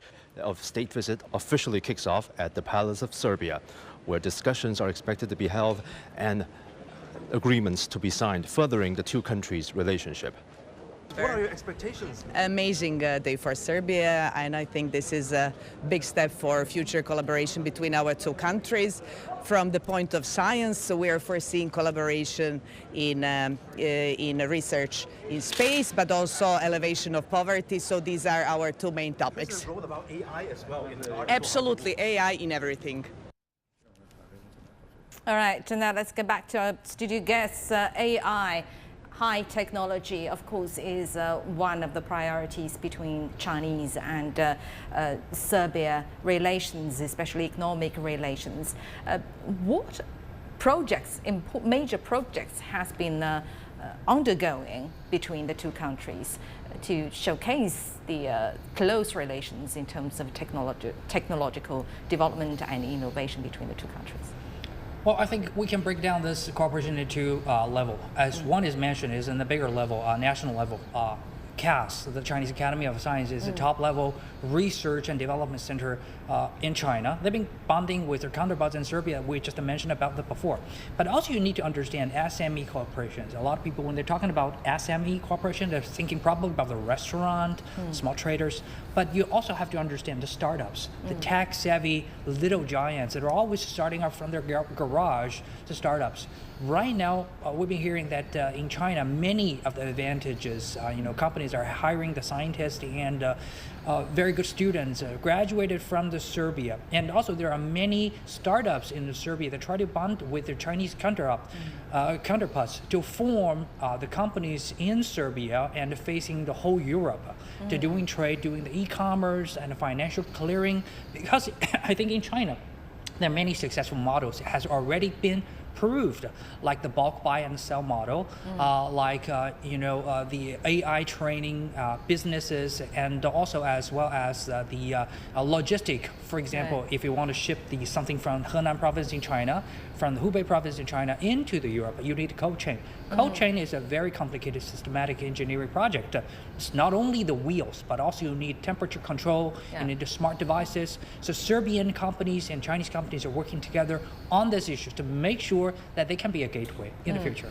And you earlier mentioned e-commerce, that you said that Serbia is trying to learn e-commerce, to borrow e-commerce back into Serbia as well. How is that going? You've been to Serbia, Mr. Wang. How is e-commerce going in the country? Well, e-commerce need preconditions for good advanced infrastructure, metro connectivity, and also digitalized the paying system. Since Serbia before sanctioned by NATO and so we now have the more new payment system. So that's very, very crucial. Now, in President Xi's these 3 countries visit is very interesting. Now, European companies say, now in China for China. Now, there's another slogan, in Europe for Europe. In China for China, in Europe for Europe. Yeah, for instance, Hungary, as you mentioned, e-vehicles will have a plant invest in the factories made in Hungary and then serves for the European market. Now in France, about the batteries, also open the new factories for China, and in Serbia, maybe in the solar panel and other new energy. And then made and then create jobs and industries, and then sells to European market. So now it's more reciprocity, not just Europeans in China for China, but also in Europe for Europe. Okay, we'll be getting back to you, gentlemen, for more discussion. Now, Chinese President Xi Jinping described China's relations with Serbia as an ironclad friendship. He was speaking at the start of talks with Serbian President Alexander Vučić. Mr. President and other senior officials came to the airport to welcome me. I was also given a grand welcome ceremony. I was amazed and deeply moved. Just as you said, I've seen that Serbian people treat China and the Chinese people as ironclad friends, as best friends. Indeed, ironclad friends, that's a concept we've been stressing again and again by the two leaders, actually. To build ironclad relations between any two countries, actually mutual understanding is very important. So this is where cultural exchanges come in. The China Cultural Center in Belgrade is the first one that China has opened in Balkan. So what role do you think that kind of institutions or centers, organizations play in people-to-people exchanges, in bilateral ties or the relations between two cultures, Mr. Chu? Well, I think building this culture center is very important because you need to meet people face to face, people to people. Well, it makes you, slower to judge and quicker to understand each other. Well, a lot of people understand Serbia and Chinese friendship probably from the history book or from the political events. But actually, when you meet real deal Serbian people, you will know this kind of intimacy is actually for real. For example, I'm from Shandong province. When I meet with Serbian friends here in Beijing, we find out actually our drinking habits are the same. How? We have 3 rounds of the toast to open up the banquet, and we need to button up for real, not just to take a sip. Okay. And we see, okay, I think you are Shandong people in Europe, and I think you're Serbian in China. So this kind of a people-to-people exchange really make people close to each other. And when you get close to each other and you will understand how you do things, you do things the same like me or different from me. So when we meet them, we find out actually we have the similar type of thinking, like we just mentioned.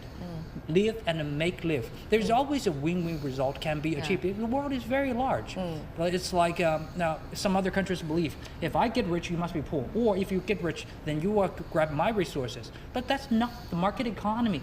Chinese people knows that you always want to have a rich partner, rich neighbor, because when everybody gets richer, you will get peace, and also they will get the money to buy your product, right? And everybody gets rich, and you will have more money for the common research on the science and technology, because they spend a lot of money, and on the investment on infrastructures. So this is our type of thinking, and I think Serbians, they understand that. So I think we have no problem bond with each other and work with each other.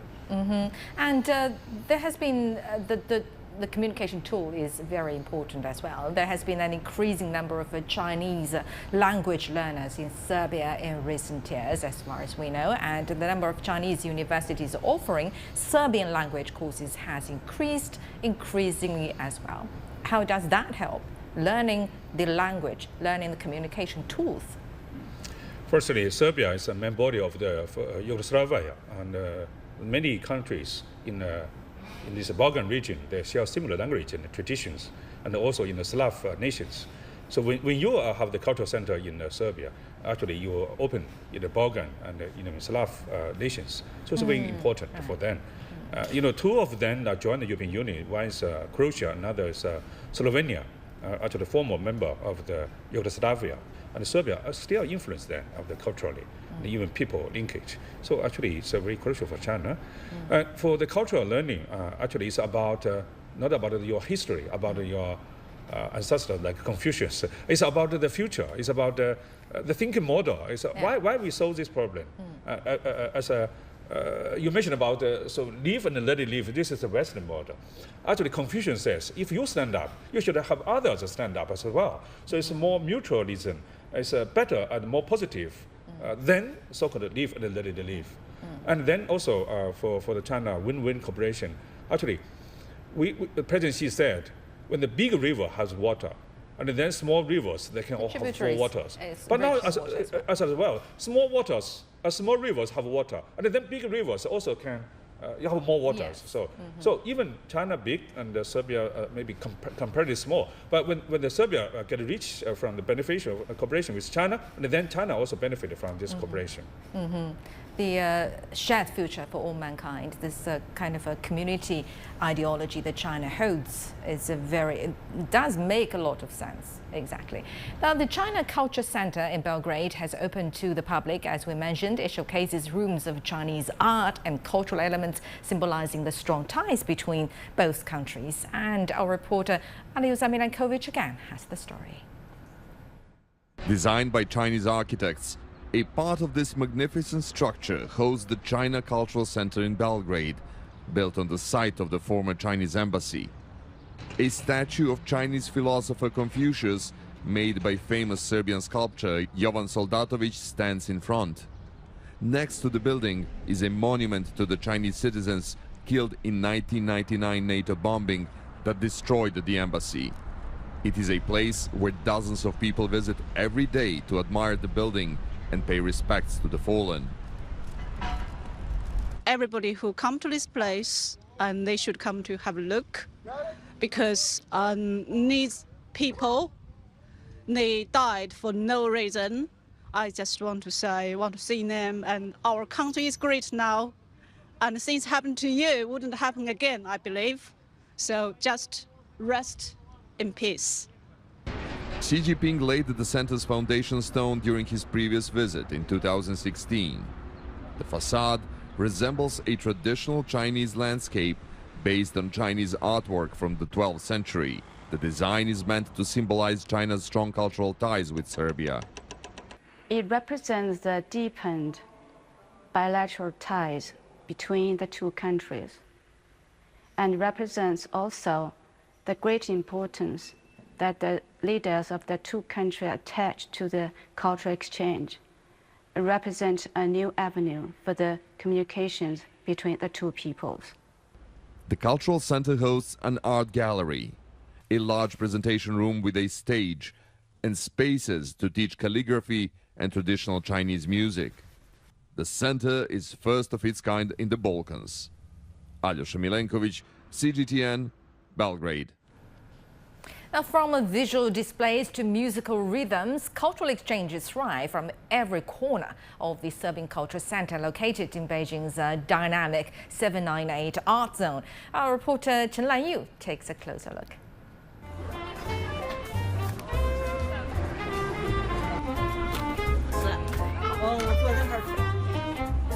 Hey guys, I'm now at the 798 Art Zone in Beijing, one of my favorite spots in the city. There's always so much happening here. Art galleries, exhibitions, and it's also a great place to just swing by for coffee. But today, I am here for something a little different. Today, I'm breaking away from my usual routine to attend a special event, a mini concert hosted by the Serbian Cultural Center. I arrived a bit early, eager to dive deeper into the world of Serbian culture. And the director of the center, Tijana Sodat, was kind enough to offer me a tour around. The Serbian Ministry of Culture will make plans for us. Every year, we have 9 exhibitions and at least 1 performance or play every month. The Serbian government has been sending art experts from Serbia every month to immerse Chinese people with Serbian culture. This came after President Xi Jinping's last state visit to Serbia in 2016, highlighting the importance of cultural exchanges between the two nations. I began to learn Chinese in 1989.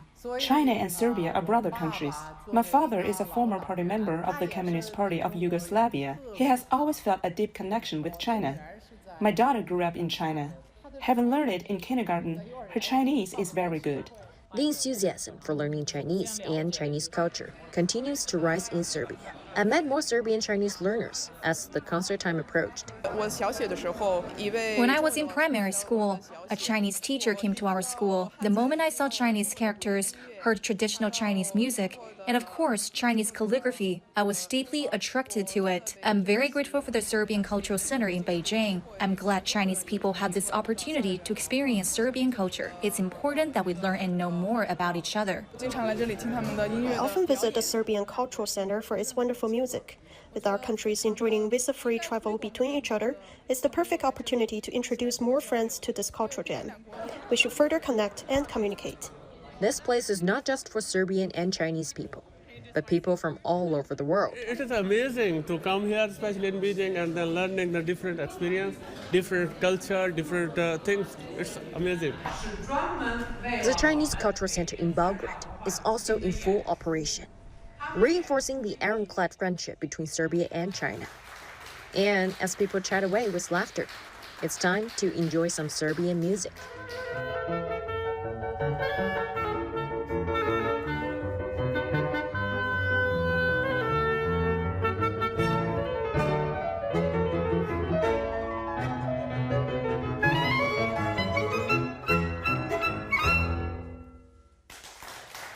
Chen Lanyo, CGTN, Beijing.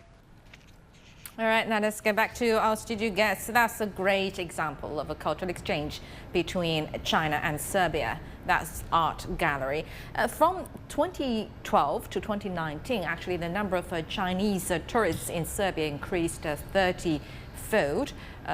What potential do you see in bilateral tourism, Mr. Chu? Well, Serbia is still maybe is not very, very popular tour destination on Chinese people's list yet, and let's be honest. Well, I beg to differ. Well, you probably should go to the Little Red Book and some other social media. Let's be hot. Serbia has become more and more popular. The reason why is that, well, when you go to Serbia, it's a beautiful country for sure. Exactly. Nobody can argue with that. And secondly, I think their food habit is similar very, very much to China, especially the northern Chinese people. When you go to Serbia and or go to Hungary, I think these two countries have the most closest, eating habits like Chinese. I didn't know that. How similar are the foods? The roast beef, the barbecues. You will love this place. And with beer. That's and exactly with beer the same. and wine. It's exactly the same. So we have this intimacy of the culture and also friendly people. People are the most important scenario of a country. So when you go to Siberia, you will find people will have what we call the colorless gloss on you. They will never tell you, say, okay, this is a Chinese or Asian. No, they will just see, okay, this is from a friendly country, and we should receive them with hospitality. Many friends go to Serbia. I think Professor Wang also experienced that hospitality, and also very, very safe. And also similar living standard makes Chinese tourists very easy to adapt to the local conditions. So, and also with the direct flight and the visa-free policies, very important driving forces for the tourism. So I think with the free trade zone deal getting done, more promoted higher level, and also with more of the direct flight happening, you're going to see a major surge into a Serbia tourism market from China in the next 10 years. All right, President Xi Jinping and President Alexander Vučić are going to meet again shortly. We'll give you live coverage on that. They will hold, as far as we know, a joint press conference. And so stay with CGTN for more information. Now, the similarities of the food culture and the convenience, bigger and bigger convenience of traveling between the two countries. You've been to Serbia, Professor Wang. Have you tasted the Serbian northeastern Chinese food? I think most importantly, it's not the geography distance, it's the heart distance. Because so many Chinese walk there, so many Chinese tourists, and also Serbians travel to China. Serbia is the first country visa-free for China, public good. Yeah, so it's easy for us to visit Serbia. So that's the reason I think we feel very which means I can just grab my passport, go on a taxi to the airport, buy a ticket, and then go to Serbia. For public passport, yes. Okay, that's so very convenient. Visa-free. So we're friends to China. And then geographically, if you visit Serbia, and then you can easily travel around the Balkan regions. So that's the reason. So so now more direct flight and connect each other. So that's a regional hub. I think it's very important.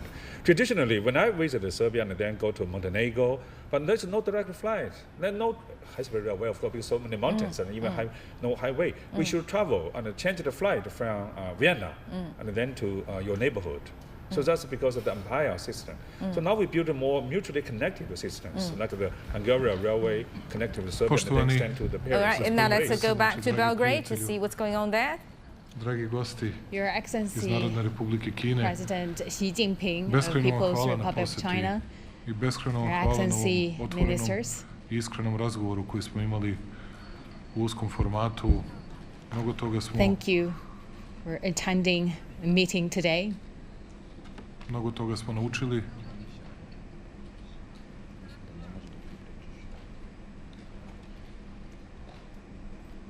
What we're seeing now is the meeting between visiting Chinese President Xi Jinping and Serbian President Alexander Vučić. Samo govorite da bi predsjednik Xi mogao da čuje. This is a continuation of their previous meeting between the two sides. Hvala vam još jedanput na tome što smo mnogo toga mogli da naučimo. Želim da članovima srpske delegacije kažem da je predsjednik Xi nedvosmisleno rekao da po svim važnim političkim pitanjima Republika Srbija, onome što je važno za nas, ima podršku Narodne Republike Kine. Mi smo rekli takođe jasno, čvrsto i nedvosmisleno da Narodna Republika Kina u smislu poštovanja međunarodnog javnog prava, Serbia and China have conducted a series of cooperation this year. Razgovarali smo, ja sam izneo i neke and also I'd like to take this opportunity to say a big thank you to China for continuous support se osvrnuo i govorio od svakoj od tih molbi i svakako nas očekuje veliki napredak u našoj saradnji koji zajedničkom izjavom podižemo sa nivoa strateškog partnerstva na nivo zajedničke budućnosti. Veoma sam srećan zbog toga i zahvalan predsjedniku Xiju na podršci koju je pružio. I believe I'm very lucky and I once again thank you, Mr. President Xi Jinping, for your great support to us. O nauci, inovacijama, veštačkoj inteligenciji, o saradnji. Talking about our cooperation, we have signed a free trade agreement, and we also have seen the cooperation in the fields such as security, culture, infrastructure construction, and we also opened direct flights. Narodna Republika Kina i svojim iskustvom i svojim znanjem i svojim prisustvom na svaki način čvrsto i snažno podržati Expo 2027 koja je a big thank you to the Chinese government and also President Xi. Naravno, govorili smo o investicijama Narodne Republike Kine i o Habisu, i o Ziđinu, i o turizmu, i o ulozi Narodne banke. And we also appreciate your investment. And we're so very happy to see more tourists from China to Serbia. Gotovo sve teme smo pokrenuli. I ono što je utisak svih ljudi što moramo and we have seen more the constructive dialogue and communication happen at different levels. Svega što se događa u svetu, pa i naše budućnosti, nismo mogli da dobijemo ni od koga kao što smo je dobili od predsjednika Xija. Beskrajno sam vam zahvalan na tome. Još jedanput vam mnogo hvala. This kind of help we have never ever received from other countries.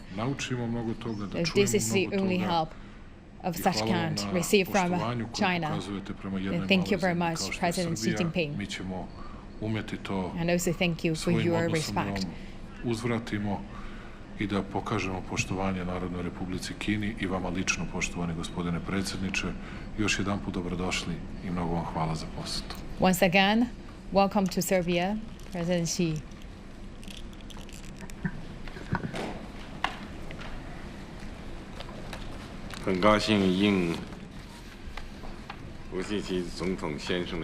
It gives me great pleasure to pay a state visit to the Republic of Serbia at the warm invitation of President Vučić.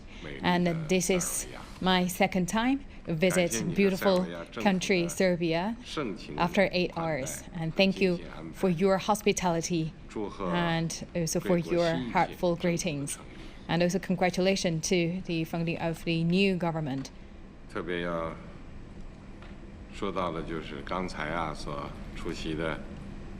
I have to mention this.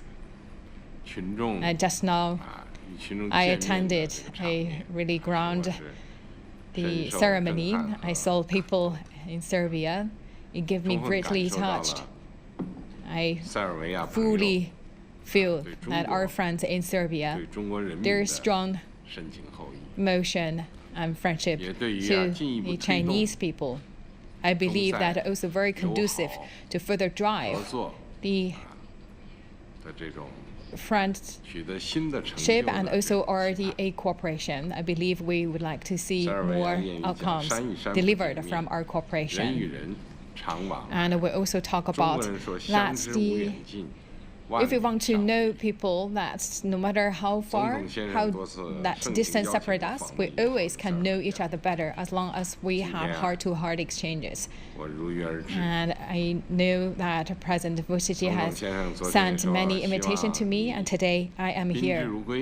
And also yesterday and today you mentioned that you can treat Serbia as your home. Yes, indeed, I can tell you it's very comfortable. And I feel that's very familiar. I believe that good friends, we should always have this kind of exchanges. And also in the recent years, and that you visited China, Mr. President, and also we saw each other in other occasions. And you are a great politician with a great vision, and we have seen that Serbia enjoyed a fast development, and we have seen people improve their livings. And also Serbia's CA position in the international arena also increased. As the true friend and a good partner of Serbia, we feel happy for you. Facing the complex international landscape and the challenges, Serbia and firmly safeguard its sovereignty, territorial integrity and dignity, and firmly uphold the international fairness and the equity, and also received a great respect of the international community. The ironclad friendship between China and Serbia has stood the test of a changing international environment. And we also enjoyed profound traditional historical friendship. And also we had a solid and profound a basis of our people's support. In the recent years, we have met each other frequently. In our meetings, we have discussed about our bilateral relations, leading the bilateral relations developed in a leapfrog manner, and we have seen a historical achievements. And since the establishment of the Comprehensive Strategic Partnership in 2016, and the bilateral relations has seen more results delivered, and also set a fine example of state-to-state relations in Europe. And during my visit this time, we will sign the MOUs regarding and the declaration of elaborating our comprehensive strategic partnership to a wider stand. And that will also open a new chapter for our bilateral relations. Standing at a new historical starting point, and we work together, forge ahead together to open up a new vista in China-Serbia cooperation. And we will work together with the ironclad friendship to develop our bilateral relationship and safeguard our short-term and long-term interests, and also pursued our own development and rejuvenation, and also create a community of shared future for China and Serbia, and also make new and a greater contribution to the world. That was the live feed of the meeting between Chinese President Xi Jinping and the Serbian President Alexander Vučić.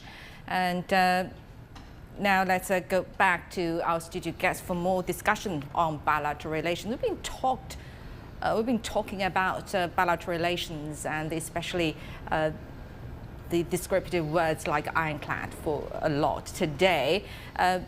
What are some other areas possible areas, potential areas for bilateral cooperation apart from economy, trade, politics. For instance, how do the two countries work on fighting climate change and on environmental protection, Mr. Chu? Well, I'm glad you mentioned this. Climate change is probably the most important challenge we'll be facing together as one human being, and especially in the European Union, because the European Union is very vulnerable towards the global warming. I think European Union probably have the most aggressive target of achieving like zero carbon emission to 2030. And if we take a look at Serbia's national strategy into the 2027, they also have a very, very huge description, important part of this national strategy, talking about coping with climate change. So going green is actually a no doubt in this country. So I think if Serbia want to develop their own economy, if Serbia want to join real incorporate into European Union, going green is something inevitable they have to do. And who is the largest technology holder and a capacity holder of the Going Green campaign? I think China is one of them. So I think Serbian people are very smart, and they choose to partner with China. Meanwhile, partner with the European Union as well. They try to become a bridge, providing geopolitical advantage and talents to link China and European standard together to make it something into their own. So in the future, we're going to believe that Serbia will form a capacity of green energy, green transportation, green digitalization in the future. So from a follower, they're going to be one of the front runner in this European region. And with this advantage, they're going to be welcomed into European Union and better promoting their own economy.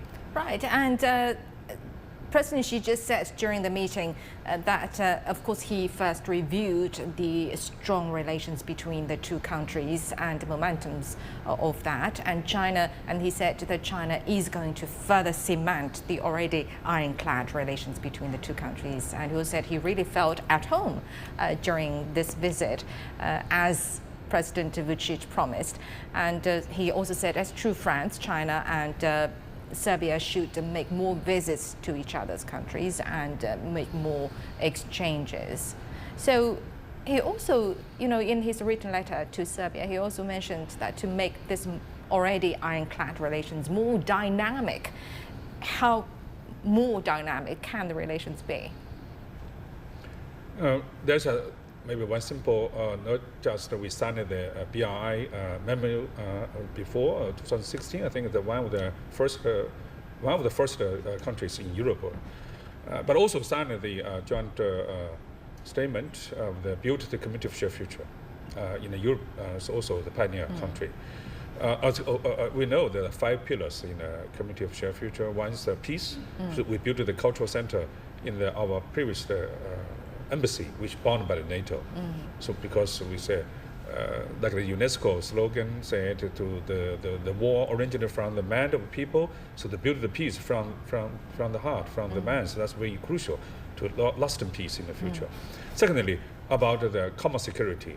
So we memory of 100 years of the suffering of the World War I, now to the Ukraine war. So how to build the European security architecture in the future. Serbia in this place, President Xi also talked in France about that, and inclusiveness. For the European Union, actually difficult to join, but how to make the international systems more inclusive to accept other different countries, and also about a beautiful country. We say ecology cooperation and green cooperation. That's, I think, the China-Serbia's comprehensive strategy relations. All right. Well, we all think that Serbia works as a bridge between China and Europe and European Union. But some argue that Serbia needs to make a balance between the two, between China and Europe. What's your point of view on that, Mr. Chu? Do you think Serbia needs to make a balance? Balance on what? On China, on the relations between China. Well, I don't think China and the European Union have any fundamental conflicts and interests. We're far away from each other. There's no way that China is going to, stand in the way in the development of the European Union. And as a matter of fact, reversely, China is one of the most important trade partners and economic partners with European Union, and together with the surrounding adjacent countries in the Middle Eastern Europe. Take a look at just the high-level delegations from France, from Germany, from other European countries. They all understand that, as Professor Wang just mentioned. The European also more than ever understand that they cannot stand alone in this round of development. AI, green development, they have already taken some losses from the geopolitical conflicts. They don't want to lose any more. So I think it's actually the best moment and best opportunity for Serbia as well as for European Union. So I don't think they need to make any balance. I think they need to make more effort to make a more wider bridge and a better bridge to link these two continents, link these two regions of the world to partner with each other. Then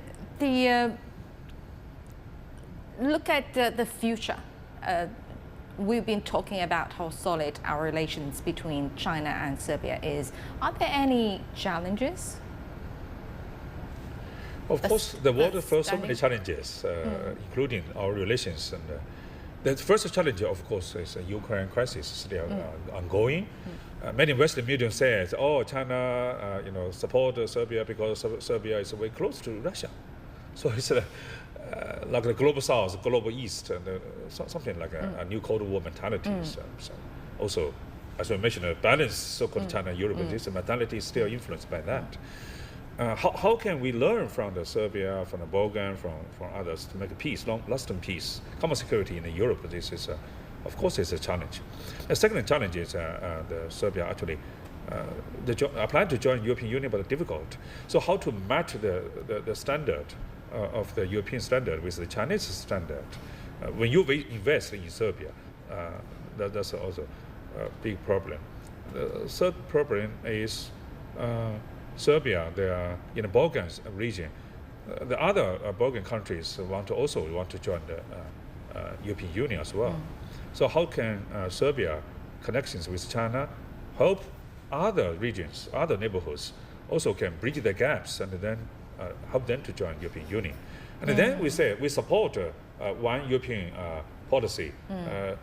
Before many people say, 16+1, the China, Central and Eastern European countries is the divide and rule of Europe, right?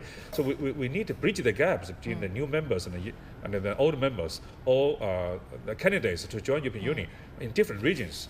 That's definitely help the integration of the Europe. Then what are the Mr. Chu, planned diplomatic strategies actually to further deepen relationship between China and Serbia in the future? I think walk along the current path is the best way.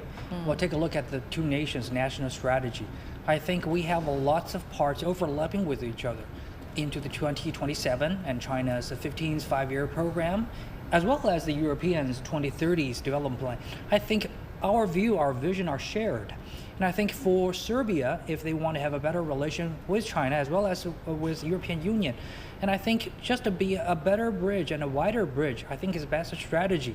Well, if you want to join the European Union, you need to fulfill certain threshold, like the national GDP, like your living standard, national debt, etc.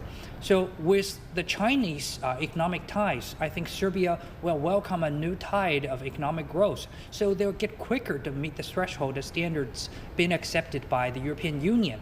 So they will give them more power on the bargaining with the European Union, and also vice versa, with their weight in the European region to become more and more important.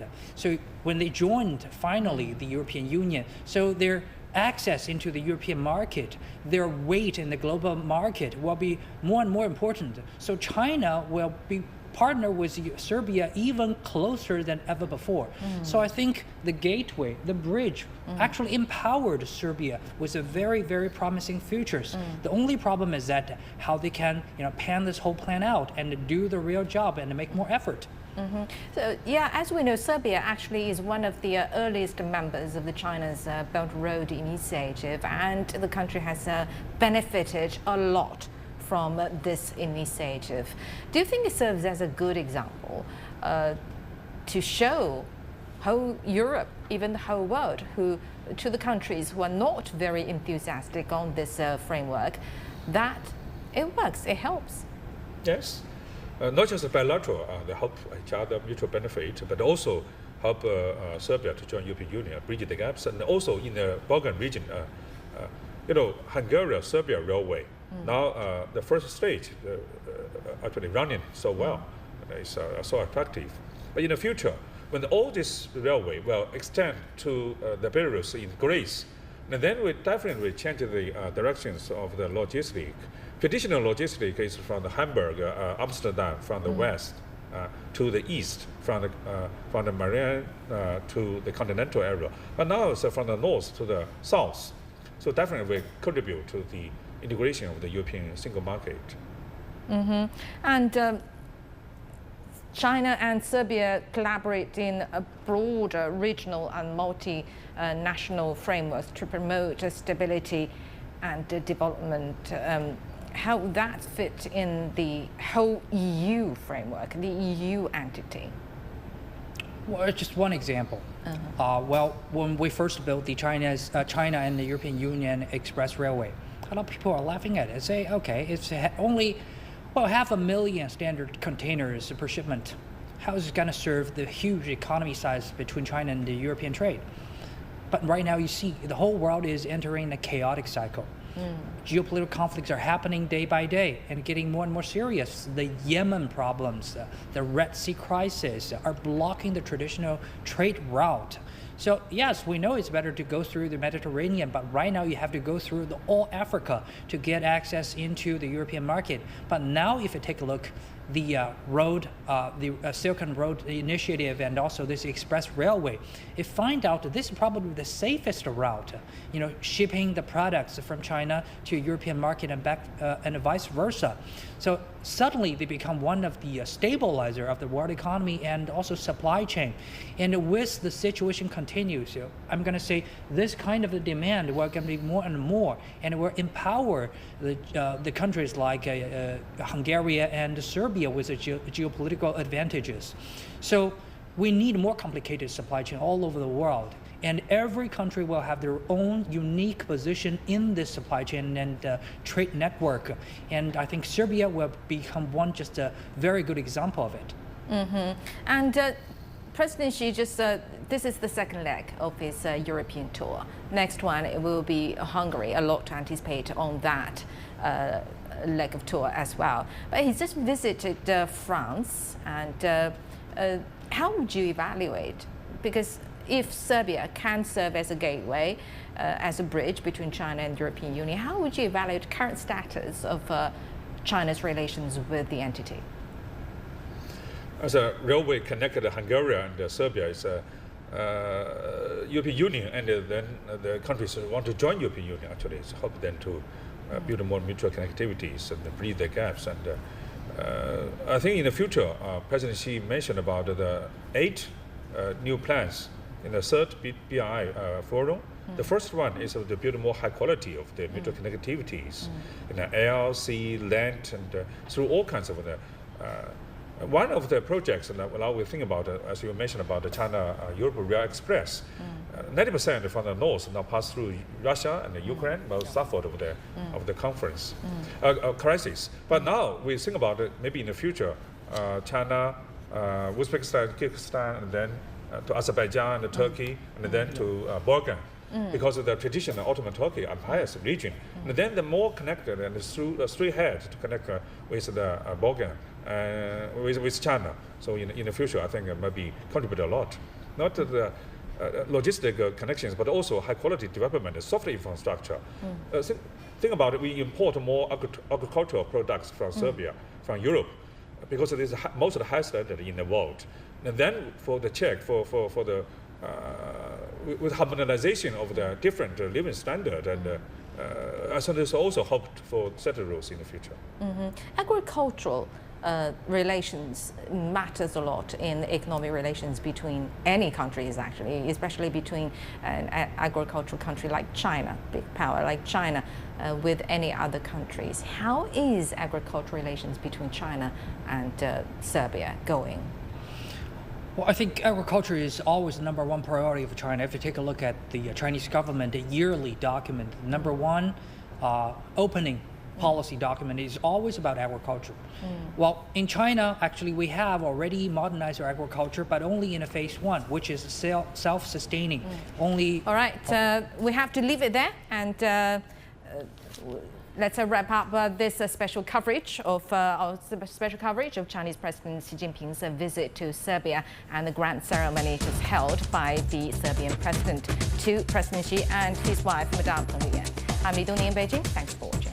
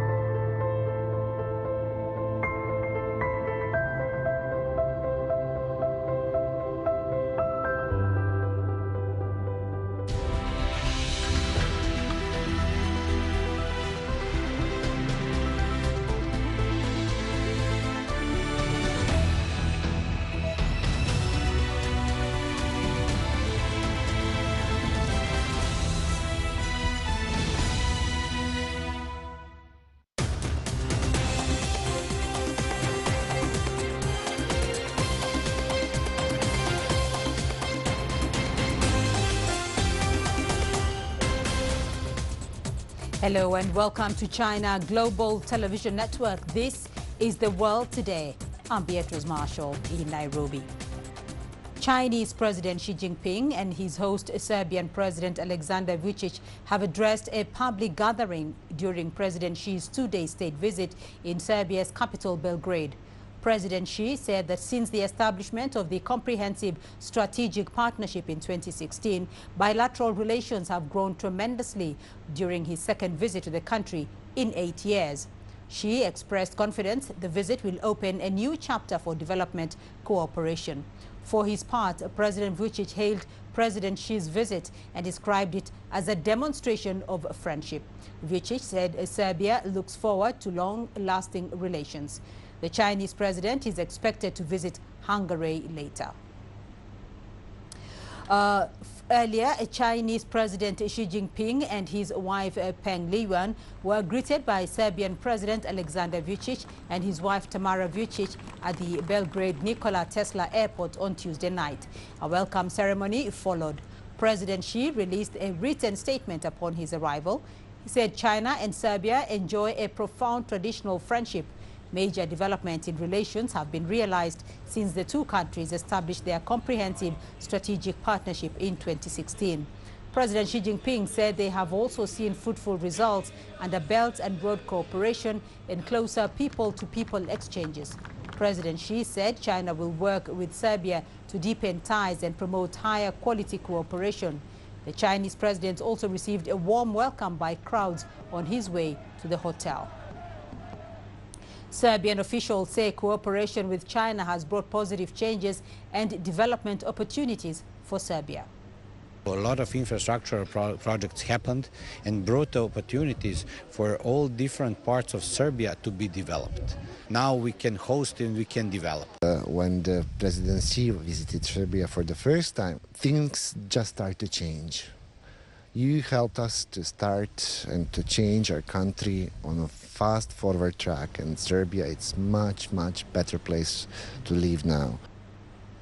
The public in Serbia are extending their welcome to President Xi, saying that it benefits both countries.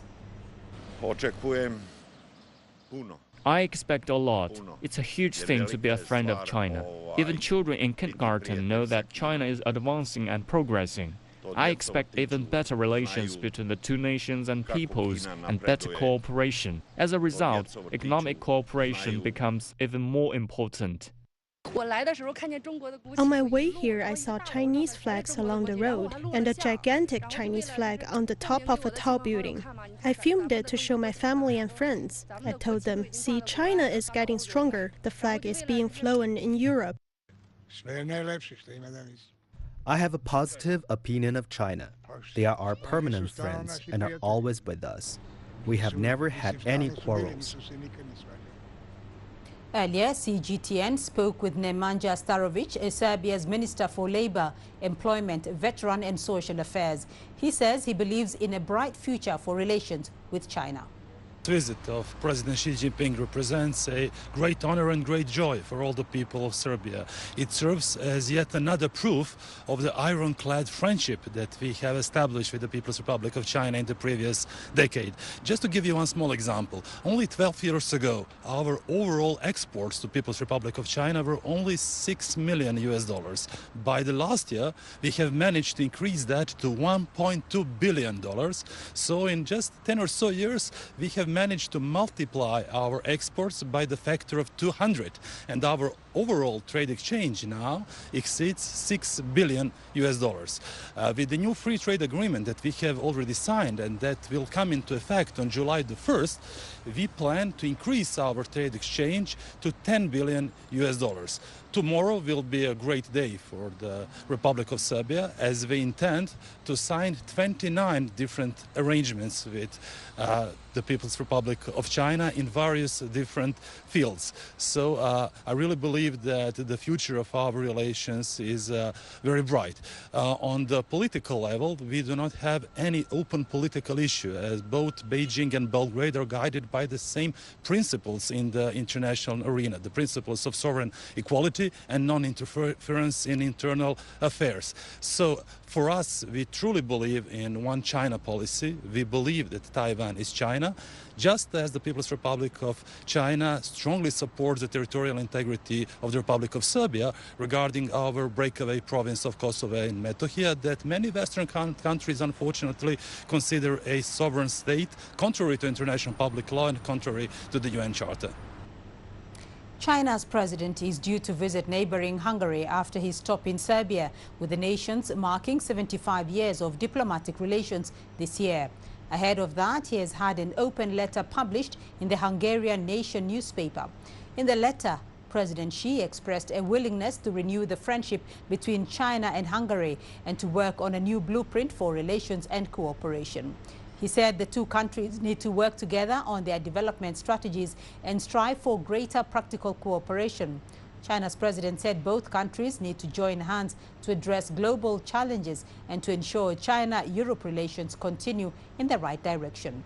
He added that China looks forward to working closely with Hungary to write new stories of friendship as relations set out on what he called a golden voyage.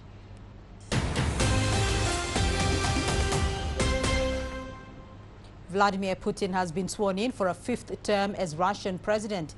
He says Russia will overcome all obstacles and achieve its goals in development.